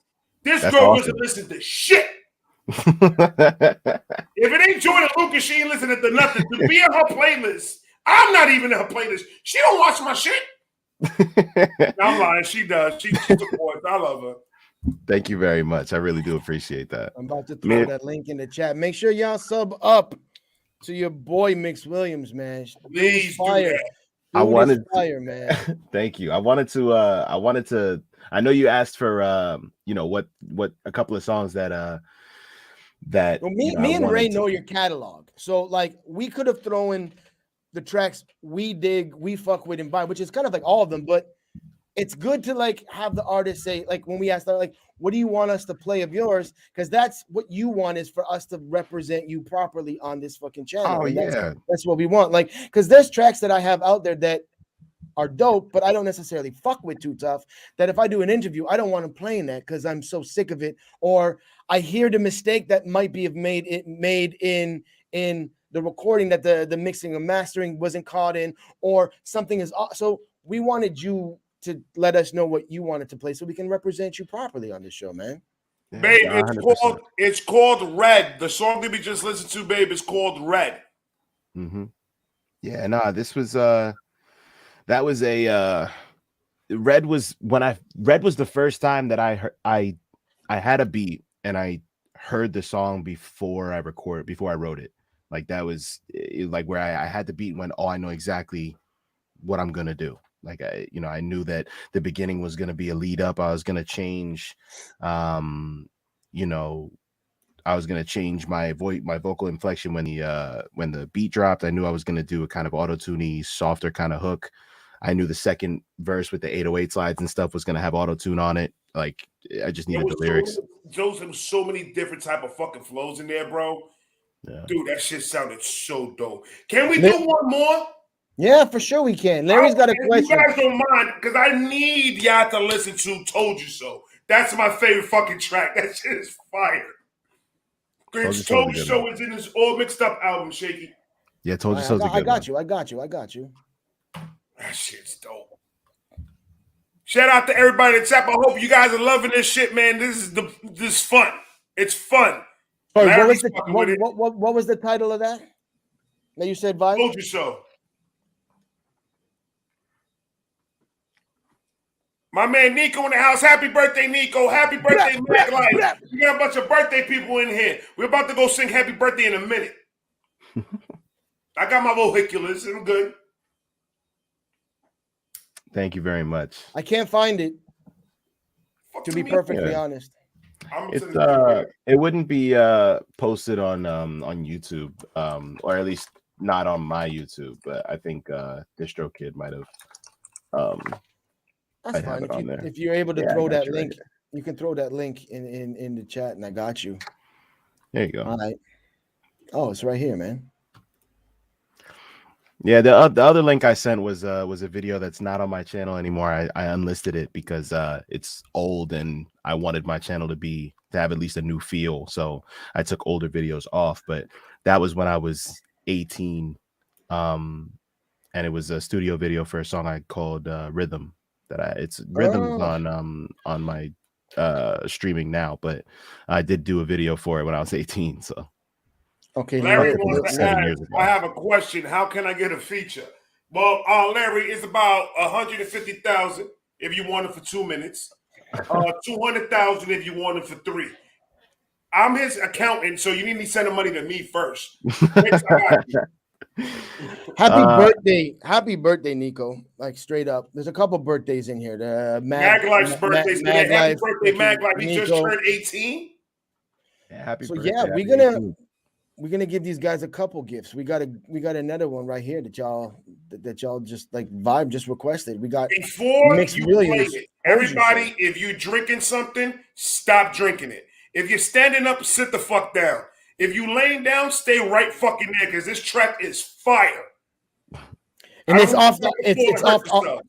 So this is Mixed Williams Told You So. It's off All Mixed Up, correct? Yeah. All right, here we go.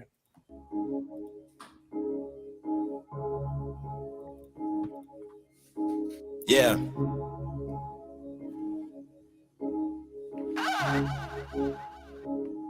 Hey, look, I am the new prodigy. I am the new prodigy. Never said nothing about all my modesty. Let me express my apology. Sorry, but failure is never in my terminology. Winning is my only policy. I'ma keep fucking the game till it pays me. You can all watch shit like it's pornography. Yeah, money, but where the bank we want that shit. We want that shit. Y'all gonna be watching this fuck shit like it's pornography, nigga. What? Yo, Vibe, I'm gonna quote you right now. Relax. You need to relax. No, I ain't relaxing shit. Express my apology. Sorry, but failure is never in my terminology.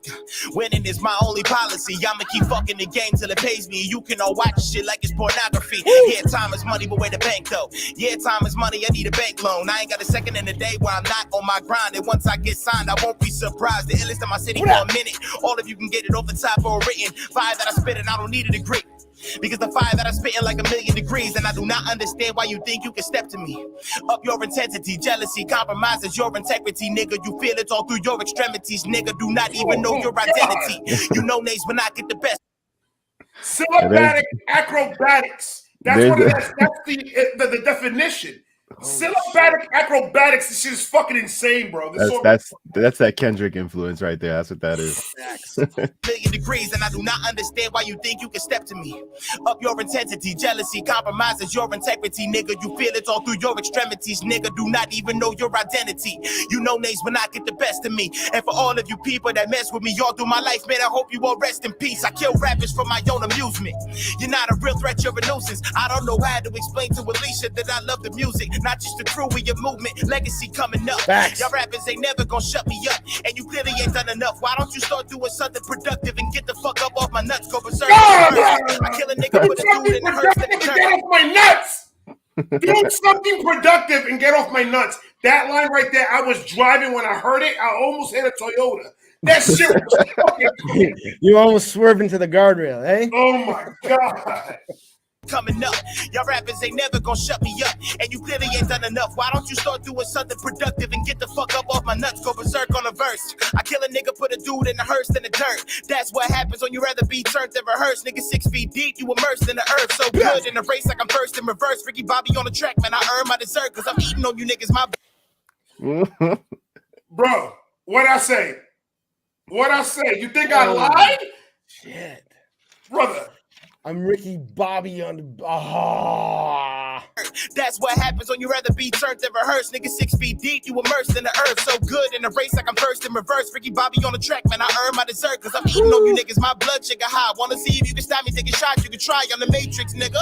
Steph Curry with the shot. If I takes it, I makes it, nigga. Swear you getting dollars, you ain't make sense, nigga. Stop flexing on the ground with your fake shit, nigga. Goddamn. Swear they got, I'm fucking up the game. Swear they got niggas still fucking up my name. MIX don't stand for shit. Don't spell it with dots, just call me Mix. God. Bar heavy. Like, I don't even know the fucking beer. This is ridiculous. Oh God. Swear to God, niggas still fucking up my name. MIX don't stand for shit. Don't spell it with dots, just call me Mix. God, I'm keeping on my grind. You know I ain't changed it all. But the list of people that fuck me over goes on and on and on. I don't need the cash, but I want the fame, so I came to ball. Yeah, I came to ball. Yeah, I came to ball. Yeah, I'm a real motherfucker. I'm on a roll, I'm a wheel motherfucker. Electrified like a fucking ampere motherfucker. Fake dudes coming at me looking like puppeteer motherfuckers. Loving it and rapping like a happy meal motherfucker. I'm sick like a disease, I'm ill motherfucker. Chill motherfucker, just chill. So even though you're going like, even though you're like, your flow is sped up here, the pronunciation is perfect. You can catch everything. Like, you catch every word, and the pronunciation is fucking, it's there. Like, you catch every fucking word. Be looking like puppeteer, motherfuckers loving it. And rap is like a happy meal, motherfucker. Rhyme sick like a disease, I'm ill, motherfucker. Chill, motherfucker, just chill, motherfucker. Step to me and get killed, motherfucker. Yeah, my flows, you so imposed and I'm loading the Mosing. I'm overthrowing your favorite artist, provoking and sparking an argument. But I'm sick of just talking shit. You added fuel to my fire, a lyrical arsonist. And I ain't never gonna stop. No offer you can make me. I don't know who you looking at, like Tracy McGrady. I'm all kinds of fucked up. You make me up, Chuck. If your girl could chuck, she would chuck. And it's sparking an argument, but I'm sick of just talking shit. You added fuel to my fire, a lyrical arsonist, and I ain't never gonna stop. No offer you can make me. I don't know who you looking at, like Tracy McGrady. I'm all kinds of fucked up. You make me up, Chuck. If your girl could chuck, she would chuck my wood. God damn it, dealing this damage. Fuck my home city, I'm taking the planet. Picture perfect situation, no cannon. Step up if you got the balls, but no cannon. Examine the game till I get the crowd louder than handguns. You niggas ain't worthy of being my children. You niggas look more like my grandsons. And even when I'm like 105 or some shit, I still shit on you niggas that step to me. Niggas that think they're a threat to me. Gotta earn your stripes like a referee. And I was meant to be the best MC. The rest of these worker bees don't compare to me. I rest my case, you rest in peace. My enemies are less than me. It's okay though. Say hi to my haters like Mayno. You can have the game back when I say so. Yeah, make it rain, bring your raincoat. Weatherman say so. Lord of the rap game, Mike in a halo. Switchblade through your ribcage, cause your bitch nigga bitch made. Didn't have to go this way. The only thing y'all can do now is pray that a nigga don't snap one day. Goddamn. Told you not to fuck. God. Told you. Woo! Ladies and gentlemen, that was Mix Williams. Told you so. That is that's an oldie but a goodie. That one's like you know, how old was that when I guess I would have been like 8, maybe 19, maybe. Oh my god. It's crazy to think it's crazy to think that was 6 years ago. It's nuts. But yeah, I think again, there's a lot of people that started rap when they were 21, 22, and then they get to that point when they're 25, so they have the startup capital, they have the confidence in themselves because they're adults, whereas I was at that point. Yeah, exactly. I was at that point with no money and no so real way to get it out. Hold on, Mix. You see what he just did there, Shake? He was talking shit without talking shit. That takes talent to do that shit. Look, but at the end of the day, what he said is true. It's like, no, it's a fact. I'm not saying it's not. He was doing that. He was doing that without a budget. And what he's saying is like cats on the come up. Like by the time they were able to spit them kind of bars, they're already working, have a bankroll, and it's easier to do. You can't open up a business if you don't have a bankroll. You can't open up a business if you don't have any credit because the bank don't want to fuck with you. So like when you're already like established, it's easier to fucking make moves and make power moves. So like, well, I need everybody in the fucking chat. I need you to go to Mix Williams' page, subscribe, listen to all his shit, share the motherfucking videos, share everything. We need to get this man to 100 million subscribers by the end of the month. 100 million. If it's not, I'm blaming everybody in the chat right now. It's Stacy's fault, especially. Oh no, I don't want to be. Don't drag me into this, bro. Don't drag me into that one, nah, bro. No, but your work is so damn good, bro, and it just like fucking pisses me off when I see that type of talent. And I have to say, yes, you do need to be more consistent on it. But consistent or dropping consistently? Both. I mean, dude, honestly, I say consistent. There's no lose on that. More music you put out, more ears are going to hear it, and the bigger you're going to grow quicker. Yeah, no, 100%. I mean, it. Like I said, my issue's always been just putting music out, and the moment I started putting music out, people heard it. It sounds stupid. Like it sounds like, obviously if you don't drive, you don't get where you want to go faster, right? So if, I drop music, more people will hear it, or at least people will hear it. And then when people hear it, there's more chance that they share it and I get bigger. So facts. I need to just drop music. That's the Godfather's in the house. Sorry, Big Kahuna's in this motherfucker. The Big Godfather. Top 5 any genre. I wasn't trying to cut you off, but no, that's right. I gotta give shout out to the homie. 100%. Top 5 any genre is I think the only person that would make it into my top 5 that I had already said about rap is Michael Jackson. Yeah. Because the dude was The king. amazing. Retardedly good. So yeah, so like there's so much of my like so much of my childhood. My dad was a huge Michael Jackson fan. So much of my childhood was it being in the back seat of the car listening to Michael Jackson. So For sure. when I find when you're like, 11, 12 years old, you start finding your own music. And that's when you start not listening to what your parents are listening to, but you find what you like. Yeah, So, but then you can hear the influences in the music you like to the influences that your Exactly. parents showed you, and it's like everything's like full circle. You know what I mean? That's why I think I gravitated towards Kendrick so much, because it's that West Coast and he uses real instruments, and my dad listens to a lot of jazz and a lot of instrumental songs, like Eric Clapton, Marvin Gaye, all these different kinds of West Coast jazz kind of vibe songs. So that's one of the main reasons why I love To Pimp a Butterfly so much, because it was such an instrumental album. It was actual live instruments. Chance the Rapper's Coloring Book was a big album for me too, and that's he used real instruments through the entire project, and a lot of it's church music as well. And my dad was we were going to church every Sunday and stuff like that, so it was you can easily hear where all the influences come from if you look at not everybody knows my backstory, but if you look at my backstory, you can see why I like the music I like. Going with some of the artists you name, I gotta ask, do you like D Smoke? Yeah, because he spits bars. Typically, most of his beats are like live instrument playing and that kind of stuff. I wanted to throw that out there and ask. It has like no real relevance to anything. Another question I want to ask you: Do you freestyle?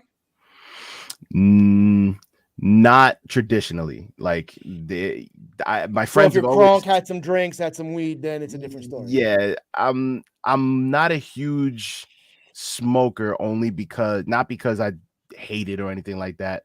I'm type 1 diabetic, so I find when I smoke, I want to eat, and sometimes I'll forget. Yeah, I forget. I hope to God I never become diabetic. I'm fucked. Fuck. My go-to is pizza rolls, Doritos, and a 2-liter Pepsi. I'm dying. I had McDonald's for lunch this afternoon. I mean, I still eat kind of what I want to eat. I just got to take care of myself and take my insulin. So. Yeah. Right. But when I smoke, I'm not always I'm not as conscious about where my blood sugar is. So I find sometimes THC fucks with my blood sugar a little bit, but I like a drink, so because I can control myself a little bit more when I drink. So if I'm out and we're having a good time, somebody throws a beat on, that's a different story. I might. But like my friends You're have been trying to get me, freestyler. Yeah, if my friends have been trying to get me to freestyle for so long, and I'm not that good at it. I'm just not. Okay. Like it's it's one of those things where like your brain kind of has to think 2 bars ahead, and your mouth has to, you have to be thinking about something different, and your mouth is saying something, and I can't do that.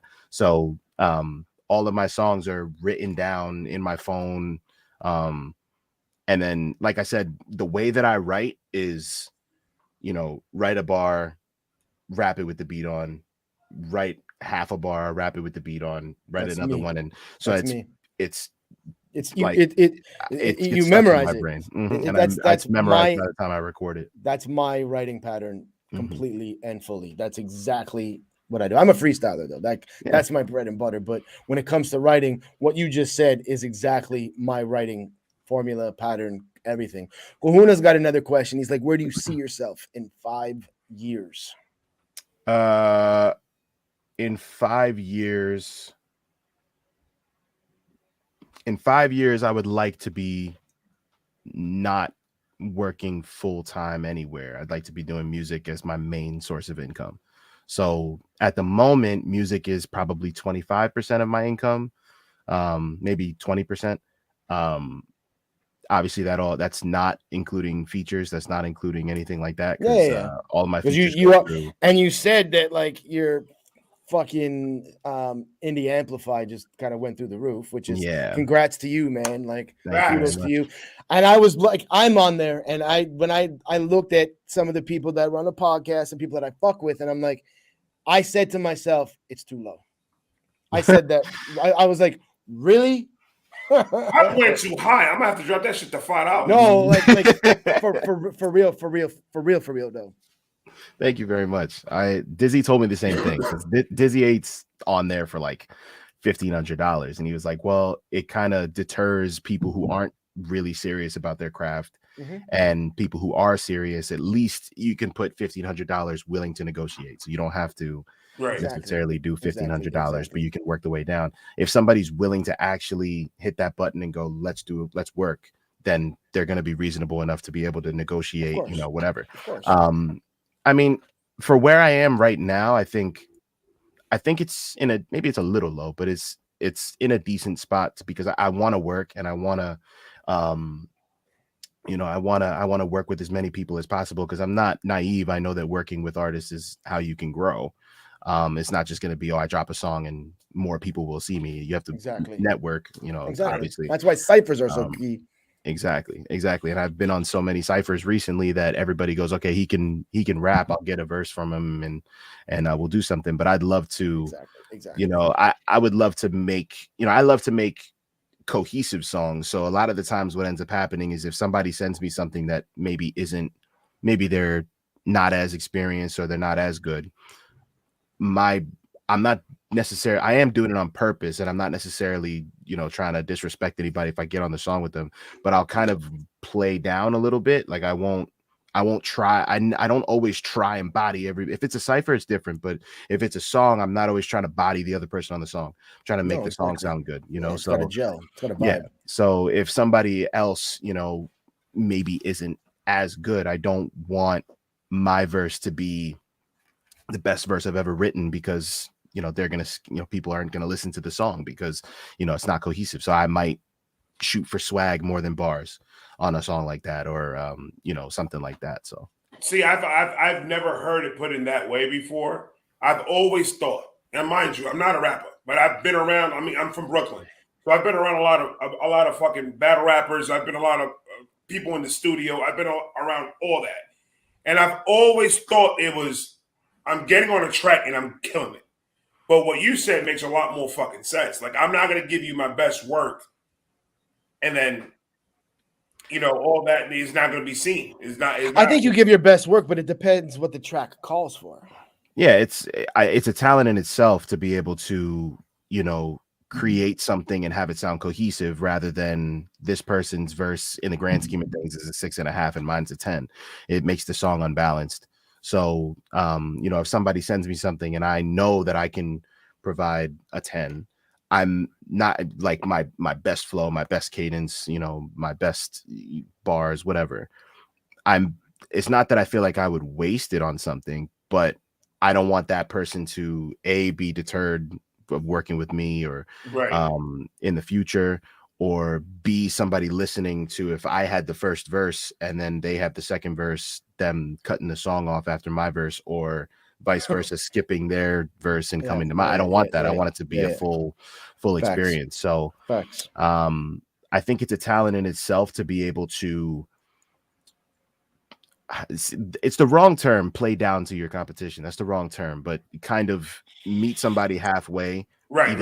I've had somebody send me something to be like, yo, like, your verse is good. Let's fix this part. I'm going to send my part, of course, but you fix this part, and then it'll make the entire song just sound better, or whatever it is. So it is a talent in itself. And like I said, for ciphers, if somebody sends me a beat, I'm going to do the best that I can on it. That's just kind of, you're just going into you're going in for blood. That's rap. And you have every fucking cipher. Appreciate Facts. We got Nico throwing a question in here. Again, happy birthday, Nico. What are some collabs that you're hoping to have come out this year? Well, like I said before, the Fable collab, I would love for that to happen. Dizzy has a this Black Air Force energy cipher that he announced a long time ago, and I had a verse for it. So that'll be out, I think, this month. I have a song with Peso Pete. Peso Pete's a really dope artist, so that'll be coming out in February probably. I'm trying to do I don't know if you guys know Geno 5. I've been trying to do a we have this, like, Geno's one of my best friends in the world, so we have this idea to do this like 3 or 4 track, not EP, it's going to be 3 or 4 singles, but they'll come out on a weekly basis. And they're all gonna have videos. They'll all be connected. They'll just all be 4 different That's songs. sick. And That's yeah, dope. we want to do something like that. Dope. Oh my God, can't wait. Can't wait. Kahuna had a question too. Yeah. Have you ever had writer's block? And if you have, what was your experience of getting out of it? I think writer's block is every artist goes through it. I don't care if they release a song every day. You know, at some point during that day, they're gonna hit writer's block. So, for me, finding the right beat is what locks you, what gets you out of it. If you know, eventually you're gonna hear something and go, "Oh, I can write to this immediately." You know, you just might not be hearing the right thing. I've had writer's block for months. I've had it to the point where I was like, maybe I don't rap anymore. But if you love music and you know you want to do it, you kind of can't quit. Like I've tried to quit like 2 or 3 times. It just doesn't it's not really gonna happen. So writer's block is like, I think the best way to get out of it is, at least for me, is to lock myself. It ends up being this room, but lock myself in this room and put a bunch of beats on, or go on YouTube, or go on a, you know, whatever website, or I have beats that were sent to me by producers and stuff, and I've got like a playlist on iTunes that I throw everything into, and just click through all of them. Even if I've heard it, even if it's been on my computer for 4 years and I know I'm never going to use it, just click through all of them and try and do something that I hear. Like I hear the first 10 seconds, I'm like, okay, let's try this. And I sit down, even if it's ass, even if it's garbage, just get it out, get something out, just get the juices flowing again, as it were. I just fucking came out of like a 3-month fucking writer's block. I could freestyle for days, get in. As soon as I pick up my notepad, my phone, my notes, like fucking see you later, done, gone. Everything I write is ass, sounds like shit. Fucking everybody that I owe collabs to, I'm sorry. But I'm out of the writer's block. I'm 37 years old. I had writer's block for about 36 years. So I'm fucked no matter what. Like it's like getting, you know, it's like getting back on a bike. You know, once you go around the block a couple times, you know, then you could start going on those long rides again. Just like Larry in the chat says, as soon as you get that first line out, it flows like water. I mean, always the first line. Always. First line's the toughest. How do you start it? I mean, you know, there's so many tracks that I have where my hooks were my issue, because for so long I was so anti-hook, anti-auto-tune. You know, let me rap, for my verse is going to be the whole song. You know, that was my attitude. So hook writing was hard for me, like to learn how to do it. So nowadays, I think once I can get the chorus out, or once I can, if I maybe the feature is the chorus or something like that, if they send me the chorus, it's so, because I find that's why I like features more. I kind of like doing features more than I like doing my own stuff sometimes, because it's easy to bounce off somebody creatively. So if they send me something, because you've got that idea already. So I can now do something that meshes nicely with whatever melody they went with. I can start my verse with that melody and change it up a little bit, or I can use, you know, a line that they used in the chorus to start my rhyme scheme on, because there's so many options that you have when it's just yours, because you have to think of all the options, and then you have to choose from all of the options. So facts. Yeah, I think it's easier for me to do features than it is it's crazy, because you're not the first one to tell us on the podcast that it's just so difficult to see how am I gonna open this up. I think Banksy's told us that, DK told us that. All of them, pretty much all of them, said it, that it's just really hard just to get that first one out, and then after that one's out, it's a wrap. First line's the hardest, bro. It's fucking always the first line. We kind of asked this, but not in this way. Mama Shona, I hope you're feeling better. Asking a question: who are your top 3 lyricists? Kendrick's in there. Okay, for sure. Lyricist. So Kendrick, probably KRS-One.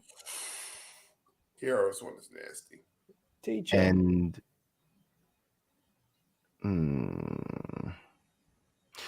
the person who I always find myself blown away when I hear them rap, whether it's a radio freestyle or like whatever is Royce. Like Roy's fucking dirty as fuck. and it for so long for me, I always just kind of mostly because I was naive for Bad Meets Evil, so that I was such an Eminem fan when I was a kid growing up, that I was like, oh, Bad Meets Evil, it's Eminem and Royce, not like Eminem and Royce. It was Eminem and Royce. So like I had this mindset in my brain that Royce was worse. Like that's just how it was when I was growing up. It's not though. I listen to the dude now and I'm like, I can't believe I didn't listen to Royce is probably got to be up there. And then there's people up there. There's Nas, there's all these different kinds of people. You can name 1,000 people. Mm-hmm. And you wouldn't be wrong at all. I agree with that 100% because in that Batman's Evil album, that was part of my playlist. I usually backtrack and go back to the fucking old albums and shit like that and start listening to them the whole week. And I'm listening to it, and now that I've been starting doing the reactions, like my ears are more open to listening to the bars. Like I just listened to a song of Eminem a couple of hours ago, and he said a whole fucking scheme that I didn't even catch when I first listened to it. But then I started hearing Royce, the Bad Meets Evil album, and I'm just like, yo, like Royce and M literally were right there. Yep. Even in that track that they just released not too long ago, Butterfly. You listen to that shit, and you're just like Caterpillar. You're just like, don't disrespect Eminem. You're just like, well, no, they are the butterflies. They gave birth to the fucking. Oh, no, they're the caterpillars. The mumble rappers are the butterflies. Okay, my bad. You know what I meant though, but like even they're bar for bar, like bar for fucking bar. Yeah, just sometimes people, this is kind of like just natural, ears on humans is like Eminem sounds flashier, so like he's got the more choppy triple time flows and crazy stuff like that. So people go, oh, he's like naturally people go, oh, well, he's doing better because that's just kind of how it was. So it's kind of like the similar kind of thing if it was me and Crypt on a song. So if Crypt decided to go super duper fast and I took the Royce role, people might think Crypt's verse was better because he was going faster, if that's what they like, but that sucks about it too, because Royce is so underrated that in that same song that you were talking about, Caterpillar, they're not listening to the fucking bars this man is throwing out there. No. Like they all wait, and like I'm a stan. I'll admit it to the day I die. I'm a stan. But when I heard that, I was like, "Yo, Royce really killed that fucking song." It's like the song they did on Kamikaze, Not Alike. His verse is disgusting on that song, bro. Royce's verse it's nasty. So good, bro. The only reason in that song that M got the win on that was because he was talking shit to MGK.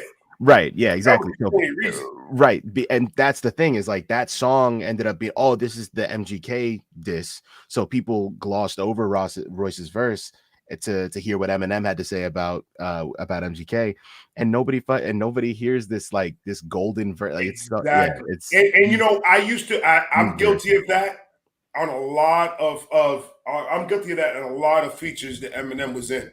That I would literally skip that person and go straight to M's verse. Well, yeah, I mean they coined the term renegade for a reason, right? Exactly. Like people sleep on Royce, and even when it comes up in conversation, and I'm just like, man, go listen to Tabernacle, come back and talk to me, and tell me if dude's pen game ain't on point, and then go take a look at the rest. And then as soon as they listen to that track, you're digging into man's catalog. You're listening. You're not listening to just fucking one track. That's why I'm so happy that I got into this YouTube stuff, because it made me open my ears more. It made me listen to different type of people and different shit, not just Eminem. And I'm listening to it, and I'm like, yo, now I know why M put Royce and Crooked Eye on his top 5 or his top 10. Because these guys, they're lyricists. I remember they're lyricists. I remember the first time that I heard the Shady 2.0 Cipher and Crooked's verse. I knew that whole I don't remember, it was five or six verses. I remember I can rap the entire thing word for word. and I watched it twice a day. Like I was like right on with Joe Budden's verse was disgusting on there. It said some such disgusting. shit, but like it was and there's so Yellow many. Wolf kind I of spit some shit on that shit too. Yep. Mm-hmm. I miss the old school Slaughterhouse days. Again, I'm biased, so in the beginning I just went straight to Eminem. I was like, yeah, cool, but let me listen to this. And then I started listening to it back, and I was like, holy fuck, Crooked Eye took this beat and fucking elbow dropped it. Yeah, bro. Yep. You had Joel Ortiz's verse. Joel Ortiz was like fucking around. Man, I miss that's Slaughterhouse. the one, like, Fuck. yeah, bro. It was that's the problem. That's the problem. Slaughterhouse came in the wrong time frame. Imagine if it was like now, you have like, if it was now, Dreamville, TDE, and Slaughterhouse. That'd be kind of crazy. And then not even that, like then you would bring in like Crooked Eye's boys, like fucking Block McCloud and all the cats on the East Coast and shit. You know what I mean? Like fuck Sean Strange and all them cats. It's like if you guys haven't listened to it, you need to listen to. It's called "Skip This Ad." It's the Shoe Gang. That's Crooked Eye's people. Eminem produced the beat. When I'm telling you, it is bar after scheme after bar after scheme throughout the whole fucking song. Dude, I listen to them religiously. Those guys are crazy nice. Yeah, the fucking Hi Rihanna scheme from Royce. Hi Rihanna. Hi Rihanna.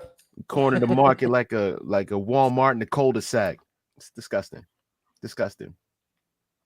Actually, I think we need to play that. Oh, we're gonna get blocked. No, we can't. No, we're not. We're not gonna get blocked. We're gonna get shut down. With the possibility of catching a strike. But on that note, what we're gonna do here is we're gonna jump into Mix Williams and Ahmad Savage. Leave Me Alone. Let's do that. Let's do it. Produced by Federico, relax. Chef Slam. Yeah, Nick shot this video too. This was the first time that I did this was like a real production heavy music video, like where we spent money and like doesn't that feel good though? It was awesome. It was so doesn't that feel fucking like amazing? We had, like, the skit at the beginning and all that kind of stuff. It was so dope. Mama Shona, that's a fact. Amos slept on a lot of as a producer. That is a fact. People don't know that he's done Nas, he does Missy Elliott.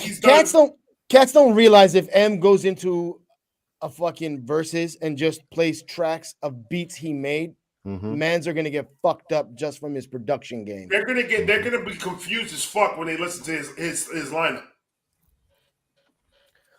So here we are. We got Mix Williams featuring Ahmad Savage. Leave Me Alone, produced by Chef Slam. Let's go. Honestly, I just feel like Nemo's dad should have whipped his ass when he got a hold of him. Like he was acting like an asshole the whole entire movie. Yeah, and they had that. They had the. What? No, that's Geno 5. That's Geno 5. That man got the Steve Harvey fucking mustache.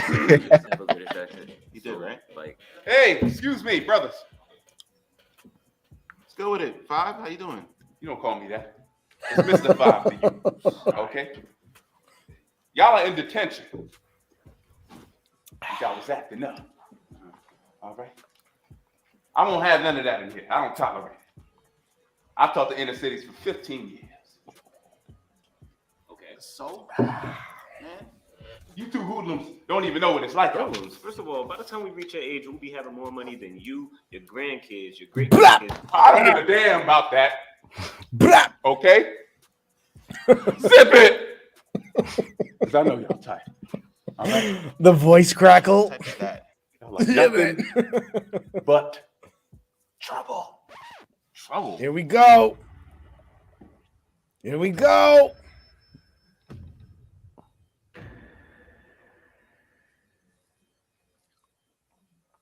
Trouble, pass that shovel. Bullets like swingers, you can get a couple. Buckle up for the shuttle. Shooting for the top, beat it on a double. I remember I was hitting tables with my knuckles. Mixtapes in the classroom, I would hustle. Cousins had the pieces, best believe to lead a puzzle. And the thing bite when it bark with a muzzle. Let me tell you about the bad times when my Uncle Rabbit hit. I gotta bring it back. He just fucking went like fucking ape on this shit. Mm-hmm. You can get a couple. Buckle up for the shuttle. Shooting for the top. Be there on a double. I remember I was hitting tables with my knuckles. Mixtapes in the classroom, I would hustle. Cousins had the pieces, best believe the lead puzzle. And the thing bite when it bark with a muzzle. Let me tell you about the bad times. When my uncle rabbit hit the flat line. Truth be told, he was a player. A little bit of the same guy. Fucking life in the world at the same time. And do the knowledge so I guess I'm getting brain right. Left y'all in the dust cause I ain't right. Throw them fires in the chat, y'all. You're looking at the best of best, headed for the chicken till I'm getting hella naked, then I'm gone. Wicked. You can never test them, I got automatic weapons, kill your whole team full, then I'm gone. Get it? And I did it all off the dome. Fit it, whole lot to get up off a chest. Titties, y'all cats acting like babies. Kidding, crazy like some got rabies, then bit me. Now I must switch it up, bury your body, and then I might dig it up. I'ma be plotting the work to kick you rid of us. We like the rapture, you're more like a city. You be talking bullshit, I ain't got time for. Fuck. Savage is savage, man. Christ, man. He's so savage. He's fucking murdering his beat. And y'all supposed to be in automatic weapons to your whole. What's that? Y'all supposed to be in detention. Y'all over here rapping.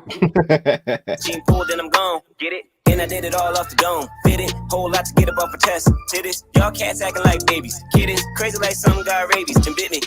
Now I must switch it up, bury your body, and then I might dig it up. I'ma be plotting the work, you can't get rid of us. We like the rapture, you're more like a city. You be talking bullshit, I ain't got time for it. Remember days when I couldn't afford time for it. I watch take the same vacate time for it. Follow my dreams, and they said I'm on my mind for it. I don't got time to listen to bullshit. I ain't got no time, no. Look at the shine though. Sit back, watch the light show. I did it with nobody with me. I did this shit all on my own. If you fucking my money up, leave me alone. Leave me alone. Get ready, pass that fetty. Check my drive. Know I keep it steady. Bullets at the ready. Your girl's pants coming down, looking like a fetty. Your bar so dry, Serengeti. Please stop back. Your girl's pants coming down, looking like confetti. Like confetti? We catching these here though. We catching these bars. Get ready, pass that fetty. Check my drive. Know I keep it steady. Bullets at the ready. Your girl's pants coming down, looking like confetti. Your bar so dry, Serengeti. Please stop back the fake bitch. We on a path to greatness. I'm trying to marry this rap shit. Make the game strip like it's Vegas, my nigga. Like climbing up the ladder till I'm God tier. Gotta thank God this is my tier. I can't stop going fast. Life ain't never going bad. Always treat you in the cul-de-sac. You want the keys to rap, well, we holding that. I'm at the point where dope and back overlap. You disagree, you smoking crack. What else? I'm sick as a dog, wiping my nose. Tyson in the ring, try to stifle the blows. If you step in front of me, you falling like dominoes. I got a talent that I'm trying to expose. I ain't say shit, but they fuck with the flow. Makes the bread. The scheme, like the doubles there. There's like the blow double there. Come on. That's a triple. Blow, and yeah, it's a triple entendre. Bo, get me the aspirin. You want the keys to rap, well, we holding that. I'm at the point where dope and back overlap. You disagree, you smoking crack. What else? I'm sick as a dog, wiping my nose. Tyson in the ring, try to stifle the blows. If you step in front of me, you falling like dominoes. I got a talent that I'm trying to expose. I ain't say shit, but they fuck with the flow. Mix the bread, man, I'ma get to the dough. Gotta trust me, I'm a weird kid. Notorious nigga for kicking in doors. Hey, we in this bitch. You wanna talk about legends like somebody slam and that rapper mix. There's 3 in this bitch. I act like haters don't even exist. This the time when killer season begins. These niggas sleeping again, they dreaming again. That's even more reasons to win. Yeah. I don't got time to listen to bullshit. I ain't got no time, no. Look at the shine though. Sit back, watch the light show. I did it with nobody with me. I did this shit all on my own. If you fucking my money up, leave me alone. Leave me alone. I don't got time to listen to bullshit. I ain't got no time, no. Look at the shine, no. Sit back, watch the light show. Did it with nobody with me. I did this shit all on my own. If you fucking my money up, leave me alone. Leave me alone. Oh, he just whooped that teacher's ass. Ladies and Mitch gentlemen, Williams looks like one of those dudes that had his own lunch table. Throw those flames in the chat. That was Mitch Williams fire. featuring Samad Savage. Leave Me Alone. Produced by Chef Slam. That was fire. Man. Shout out Chef Slam too, because that was that beat was. So I had a beat that I wanted to use with Samad, right? And I had written part of that verse on that beat. And then when I went to go buy it, it was gone. So somebody bought the exclusives for it. Yeah. I went, that sucks. And then I went to Slam's house. And I showed him, I was like, oh, I want to do this kind of song with Samad, and this is the verse for it. And I showed him the verse, and he was like, I'll just make a beat for you guys. So we want to do it like backwards. Like usually I get the beat and then I write the lyrics. He's Yeah, like, I'll make the beat around it and you tell me what you want. So we sat down and we cooked that beat up in the session and sent it over to Samad, and that's how the song got made. That was an excellent track. You guys did a very, very good job on that, man. Well, for cats that are in the industry, all you need to know is the BPM that you wrote the track to. Right, exactly. Yeah. You got the BPM, you're good to go. But if you're new to the game or are like don't really know about syllable patterns and all that kind of shit like that, then writing the verse and then trying to line it up, you're gonna be fucked. But if you know the BPM that you wrote that shit to, yeah, you're fucking golden. You're good. Exactly. So I got a question real quick. Yeah, go for it. What was your first, like that you could think of? What was the first time you took pen to pad? I was 12 and I think I saw it was either, I don't know if it was on YouTube or if it was like, you know, like they had different like little clip websites and stuff back then before YouTube was as big as it is now. But somebody did an Owl City Fireflies remix. And I was like, oh, I like that song, and because I was a child. And so I found the instrumental somewhere and shot it on my webcam and put it on Facebook. And oh shit, yeah, it's around there. I probably deleted it now, but it's around somewhere. Somebody has it somewhere. So if I ever get famous and you see, I think I was wearing a red hat. I used to wear a hat backwards a lot because I had real short hair. Now I got this long mop on here, but yeah, I think that was the first time that I like put out a song, you know. But it was just a webcam video. Now, do you keep being an MC to yourself, or do like people that you work with, co-workers and some of your employees fuck with you and like know that shit? Or is it something that like unless it comes up in conversation, you're not throwing it out there? I have tried to keep work and personal life separate. So obviously I'm a manager of a restaurant, so I have servers that work for me and I have bartenders and stuff that work for me. So I have to try and keep a level of professionalism. And if people knew that I was a rapper, they'd, you know, and I was a good one and that I had a decent little following or whatever, they would look at me differently. So they all know I make music, I'm pretty sure. They don't know where. They can't find me because I don't tell them my name or anybody I've worked with or anything like that. So at work, I try and keep it pretty, you know, two sides of my life, kind of. I get it. I totally get it. And because like, again, as a businessman, like outside of music and shit like that, you don't want to be false judged or any of that shit, or have people think they can do something and get away with something just because of what you do behind the mic and in front of the camera kind of shit. I get it. Yeah, I mean, we've sat here and talked for 2.5 hours. You can tell I'm not a thug, you know, I'm not you know, a hood dude, as they say. So even though maybe my delivery in a song might lead you to believe otherwise, or something I say in a song might lead you down a different road. Like I have a girlfriend that I've been with for 8 years, but I talk about fucking girls all the time and all that different type of stuff. So I heard the song that you did about her. Yeah, something I did. Yeah, that was fire. Thank you. Banksy. After I listened to it, I went home. I hugged my wife. That shit was. I loved it. It was beautiful. You just surprised Banksy that your name's not mixed. No, my real name is Sam.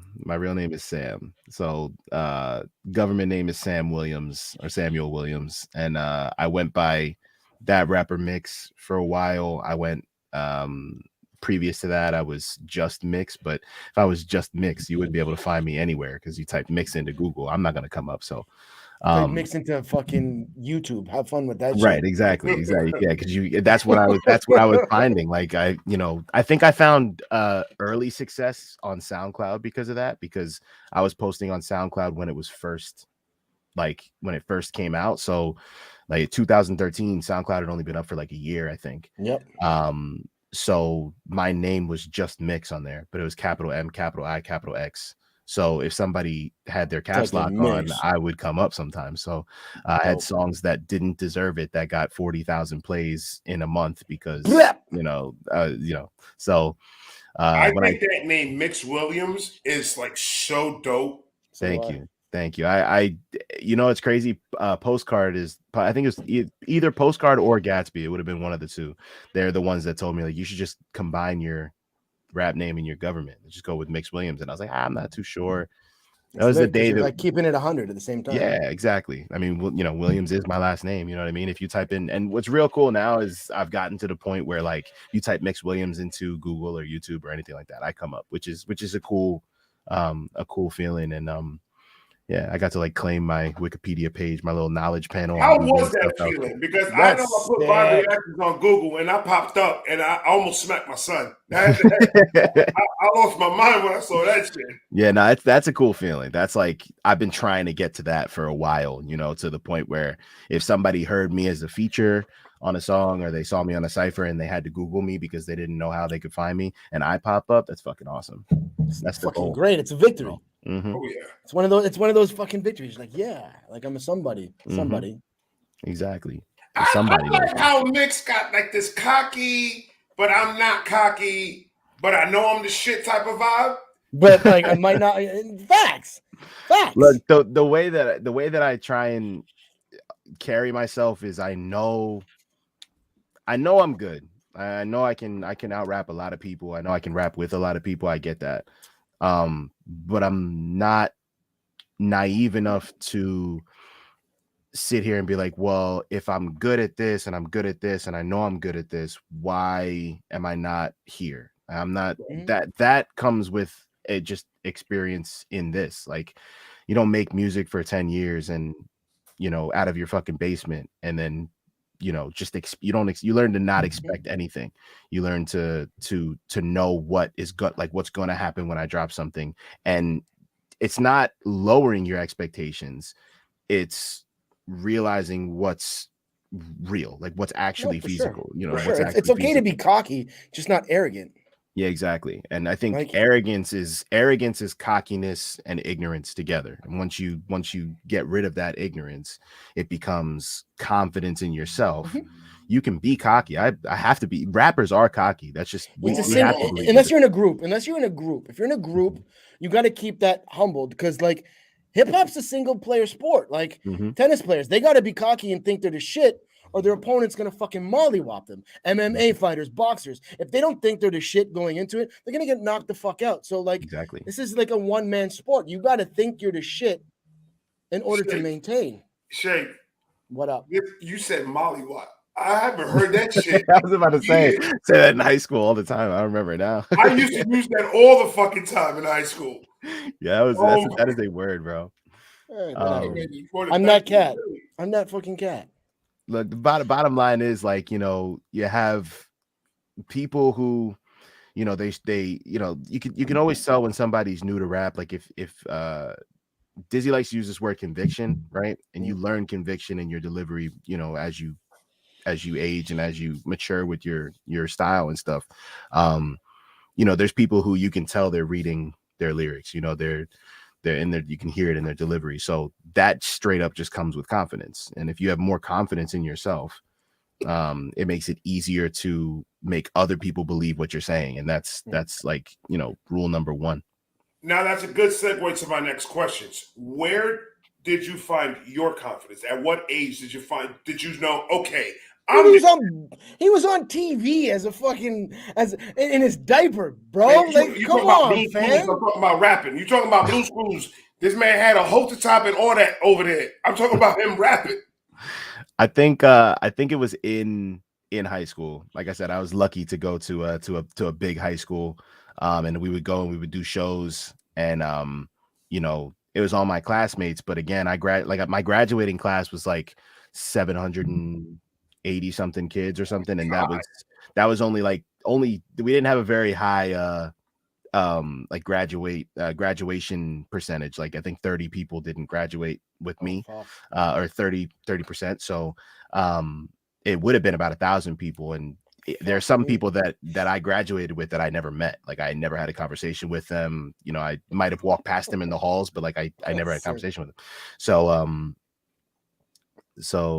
you know, I think doing shows when I was young and you know, having those people come out and being like, yo, you killed it, and having it be an open mic with grown ass men, you know, that are, you know, in their 30s, and I'm 16, you know, and those people coming up to me and being like, yo, you're really only 16? I'd be like, yeah. And they'd be like, look, just keep doing what you're doing, because you're Right. way better than I was when I was 16. Right. So I mean, having the, you know, the OGs, as it were, you know, come to me and be like, hey, keep doing what you're doing, and then have me leave high school and then see a whole bunch of people that are freshmen in the high school that I just left, see them rap and then hit me up and be like, yo, how did you do this? Because I remember watching you when I was in middle school, and becoming like an OG of Clifton High School, like when I was 19. Like that is that's easy to be confident when people are patting your back. And I also got to say, like, I've been dating my girl since I was 16, so having her there the entire, you know, any show that I didn't have anybody coming with me, like she would be there. She would leave work and, you know, try and be there for me. And having that one person there all the time, and she keeps me on my toes when it comes to music. If she doesn't like it, she'll tell me, and I go, all right, maybe I need to rethink something, and that always helps, you know. It's so good to have somebody like that on your side, like that, man. Because my wife is the same way. My wife will look at my reactions and she'll tell me straight up, yo, this shit was trash. Like, you need to like redo it or something like that. She's like, and I'm just sitting there like, yo, I'm gonna stop doing this shit because I don't like the disrespect. But at the same time, she's looking, she knows what I could do. And she knows she knows that she could push me. And I take her advice more than I take anybody else's, just because I know she's gonna be 100 with me. She's not gonna bullshit me. She's gonna tell me straight up, right off rip, yo, you trash. Yeah, when I first started, I was too timid. My problem was I was watching every other reactor, and you saw them in me, and then she'll tell me, stop. Like, you need to be you, and that's it. 100%. And I mean, without her, man, I'll probably be locked up somewhere. Eating honey buns and making jail pussy. Eating honey buns. That's funny as fuck. I won't eating be honey buns. I know that. That's funny shit. Mama Shona, I hope you feel better. Please, she's in the hospital right now. Feel better. Please get better. Feel better, Mama. We're praying for you. Thank you so much for stopping by, chilling with us and Mix. We appreciate you. Feel better. Get better. Thank you for coming through. I gotta ask this. In one of the tracks that we played earlier, I don't know if it was a subtle line or it was a line because you fuck with it. You made a stick checking reference. Are you a hockey fan? Yeah, I'm a Rangers fan by trade because they were my better father. Than Jersey. Well, my father's from New York. My father is born and raised in New York, so he was a Ranger fan and he played hockey when he was growing up. Which is weird for a black dude to be playing hockey in New York in the 70s. But for sure. You know, in my garage there's 25 hockey sticks in there, and I used to go, and when I was a kid I used to go and watch my dad play roller hockey. Used to play in little, rec leagues, with other, middle-aged dudes, and like he had his crew of friends that he rolled with when he was a kid, that they all stayed friends now. One of them was my godfather, and he sees them every now and then, but they used to go and play hockey in these leagues and just beat up on, they were like goons. Like they would just play like goons, because my dad, they're the goons of the fucking beer league. Literally, that's what they were. Like they would just go, and they would lose all the time, because they're all middle-aged and they're playing against kids that are in their early 20s and stuff like that, so they're getting skated around. But like, my dad and his friends just put people into the boards, and my dad's he's short. Like hockey for me, hockey was I'm decent ice skater. I'm a decent ice skater to the point where I don't have to worry about myself falling. If I'm ice skating. Yeah, I don't have to worry about falling. I can get around, I can stop, I can do all those different kinds of things. I could probably play a little bit of hockey. Like I wouldn't be able to, I'd have to concentrate too much to be fast, but like I wouldn't be falling all over the place. I would be okay. But I find watching hockey on TV I don't like it. Oh, really? But I love watching hockey live. I love it. Like, it's probably my second favorite sport to go watch live behind soccer. And you go to Madison or you go to the Prudential Center?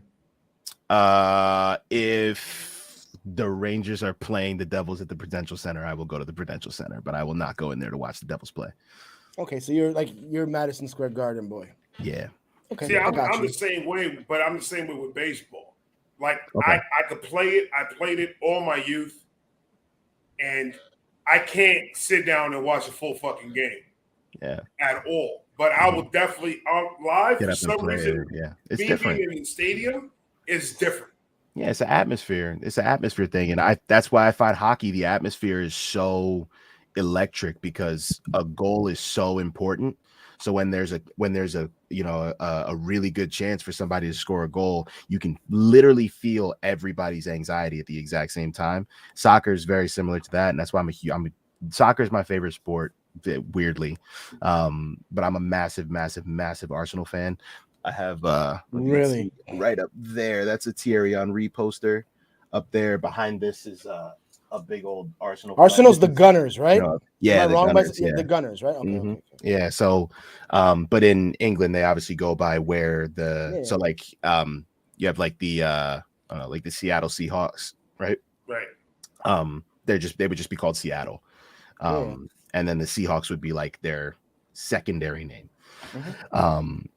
So yeah, I have Arsenal is a massive part of my life to the point where I have to spend so much money every year to watch every game because I try and get every single game, but they're all on different networks. So there'll be like ESPN Plus, NBC Sports Gold, fucking Paramount Plus, whatever the fuck it's called. I have to get all of those. Sometimes I have to find a weird ass stream on YouTube or whatever. I got a channel for you where fucking you're golden. You got every fucking game. You're good. Oh, perfect. Like Send 12 links and it's free. Yeah, send it over. 100%. No viruses and shit. I live in the Philippines and I grew up playing hockey my whole fucking life. I miss that shit. My son will wake me up at 7:00 every morning. I'll have my morning coffee and we watch the Toronto Maple Leafs every game religiously. Awesome. So I get that. I'll send you the link off camera. Perfect. Don't worry. I got you. Perfect. I got you. Perfect. Now bringing it back to your parents, like how supportive are your parents with your rap career? So my at the very beginning, I don't think my mom paid too much attention to it. She could kind of care less a little bit. My dad was support. Nobody ever told me no. Like nobody ever said you can't do this. My dad would always say like, hey, be careful when you go to the show, because I was 16 or 17 going with my buddies to a bar that's an open mic, and sometimes we were too young to even be let into the bar, so we couldn't be in the open mic, and we'd have to like deal with the manager and be like, yo, we're just performing, we're not whatever. So drinking, blah, exactly, blah. It'd be different things. So he would always say, hey, be careful, the show's in Newark, be careful when you go down there, lock your car, kind of thing. Yeah, you better be careful if you go to Newark. Right. No shit. Yeah, so that was where my dad was, where his head was at. But once they saw that I was serious about it, when they saw that I was actually good and getting views and people were paying to get me on songs and stuff like that. But, my dad was like, hey, my dad's a very practical man, so he's like, hey, have a backup plan, whatever. So he always kept me steered in the right direction when it came to working, and making sure that I wasn't putting all my eggs into music. My mom, when she saw that I was getting a little bit like snowball on social media in the past 2 years or so, is when she started really paying attention to it. So they are very supportive. My two little sisters, they're pretty supportive as well. They're both in college now, so they go and they show all their friends and all that kind of stuff. So I have a pretty good. You're a good conversation starter for them. Yeah, exactly. Oh, yeah, exactly. So, Hey, how are the raps and that motherfucker nasty? That's exactly how it is. And so I'm very, very, very lucky to have a good support system, because I know that's it's not something that everybody's privy to have. So I'm very lucky. That's awesome. Big Kahuna's got a question. What's up, Kahuna, the Godfather? You ever venture or think about trying to venture into some reggaeton? I mean, if somebody wants me on a reggaeton song, sure. I mean, I look Dominican, right? So I think I could probably pass off. You straight up look like my brother from another mother. Yeah. So I mean, if I'm not gonna lie. I'm sorry to cut you off. I'm not gonna lie. When I first saw you in the Cipher, I was like, yo, he Dominican. He drives a Honda Civic. He has his hair braided, and he looked just like my cousin Pablo from down the street. I'm like, this man is Dominican 100%. Look, I've been in enough like New York bodegas to be to do like a decent impersonation, but probably offend too many people. Well, they might not even know. So I might be able to just slide by. All you have to say is "Dime lo loco," and that's it. They already know who you are. You good? Why you? I'm not gonna do it. Papi, what you want? He sounds just like my dad. That's funny as fuck. That's funny shit. That'd be cool though. God. Little reggaeton song. Holy Drake shit! did reggaeton song, didn't he? I've tried fucking with it, but unless you have a dope cat on the chorus, like it's never gonna sound good. Right, 100%. Or a dope reggae artist, something like that. Reggaeton is just difficult, bro. It's just they got a different type of swag that it is to rap. Yeah. It's like a sexy swag. Yeah. And I don't think that you could translate what you do into reggaeton. Yeah. It's a total different vibe. Very well, being the fact that I was around three sisters that all they did was listen to fucking reggaeton. I'm over here trying to listen to my Wu-Tang album and over here blasting fucking Daddy Yankee shit. I don't want to hear that. Who brought it to the States? Was that Cameron? Or Nora? Cameron, right? Okay. Yeah. So everybody, please throw some damn questions out there, man. I'm almost done with my 24-pack of Corona. You know what's funny is I actually met Cameron. I was during my my EP finalization. So my manager at the time was best friends with Cameron's manager, and that was one of the reasons why he wanted an album, was so he could give it to Cam's manager and see if we could do things. Yeah, and he came in while I was recording, which was pretty cool. Did he vibe with it? Did he fuck with it? Yeah. He gave me, he shook my hand and said, "How old are you?" And I said 18, and he was like, "Keep doing what you're doing." And that's the only contact I had with him. And then he walked out, which is fine, because I mean, he told me keep doing what you're doing because you're young.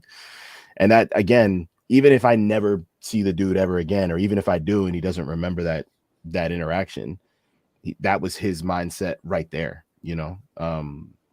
so it's got to mean something. If you're a young kid and one of the people that's been doing it for years and years and years and years comes to you and says, "Hey, you're good, keep doing it," that's got to mean something. Like in my neighborhood in New York, I've ran into a lot of those dudes, and I've been to a lot of clubs and shit like that where they were at, and shit like that where like these openers that come out, and I've heard the conversations and everything.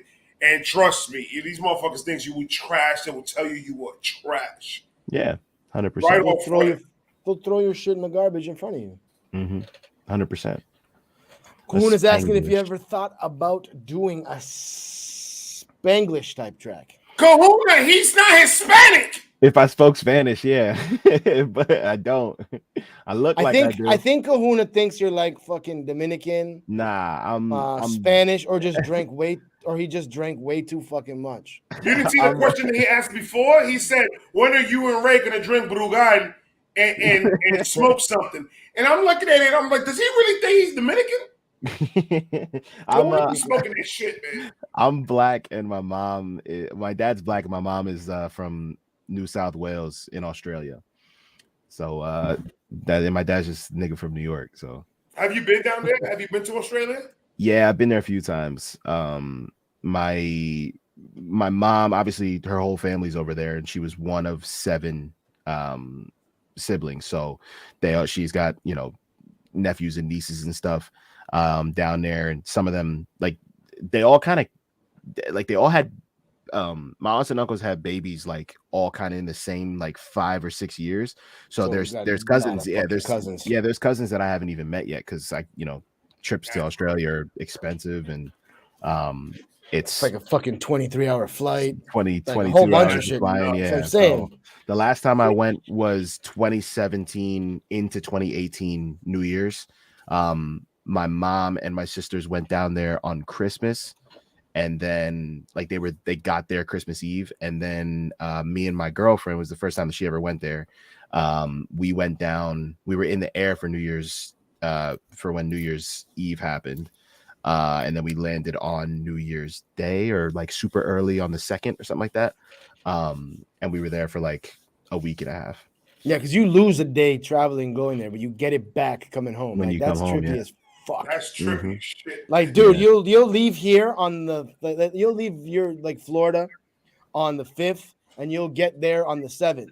But when you come home, you'll leave on the 7th, and you'll land and be home on the 7th. I can't do that. That's too much math. Crazy. Man. Fuck that bullshit. See, I'm the same way. My dad's Dominican, my mom's Dominican. Okay. And I got like my dad's whole family's over there. And my grandfather was a whore. Okay. He had 7 wives. And between the 7 wives, he has a total of 32 kids. Yeah, that's nuts. So when I go out there, the last time I went out there, I was 16. I was baby vibe reactions. So I was still loud, but skinnier. And I see this house full of motherfuckers. I'm talking about, it's like 50 deep. And my dad was like, that's all your family. And I'm like, excuse the fuck out of me? Yeah. Like, they missed 16 birthdays. Yo, I need 20 hours of each of them. It's crazy. Like over here, we need to have pregnancies on the budget. Yeah. 2 kids, I'm good. Yeah. 100%. 100%. It's weird going over there sometimes, because obviously I have Australia is like it's very similar to America, but there's no fat people, and they're so, I don't want to say they're cut off from the rest of the world, but it's an island, so a lot of people, they stick to their own kind of, they never leave Australia, they stay there, maybe they take a trip to Asia, but they don't come to America. So everybody that I meet over there has to ask like what it's like, and the same thing, I tell them the same thing. It's like, it's the fucking same. There's still McDonald's, like it's the same. And they're all super interested in the accent, because when I go there, I have the accent. So they're as much interested as we are theirs. Yeah, 100%. Well, because I think it's just because they're so, like they're so far away. Like most people aren't gonna do that 20 hours of traveling. They're just not in their lifetime. Although I tell everybody that asks what it's like over there that you need to go at some point. Everybody should try and go to Australia, because everybody's scared that they're gonna die because there's some fucking spider or snake or whatever.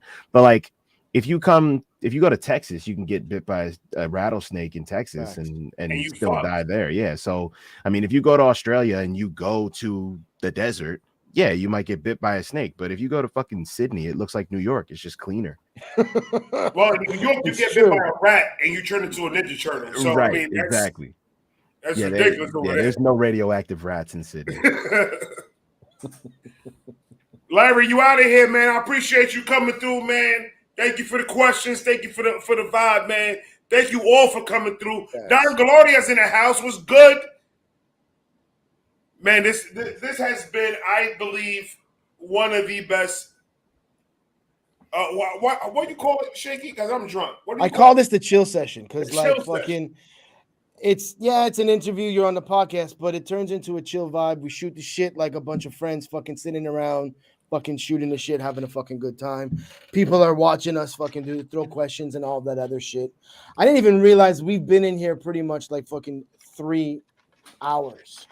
I didn't realize it until Mix threw the timestamp out there and said we've been talking about 2.5 hours. I was like, what? It felt like only about 30 minutes. Yeah, nah, it went by real fast.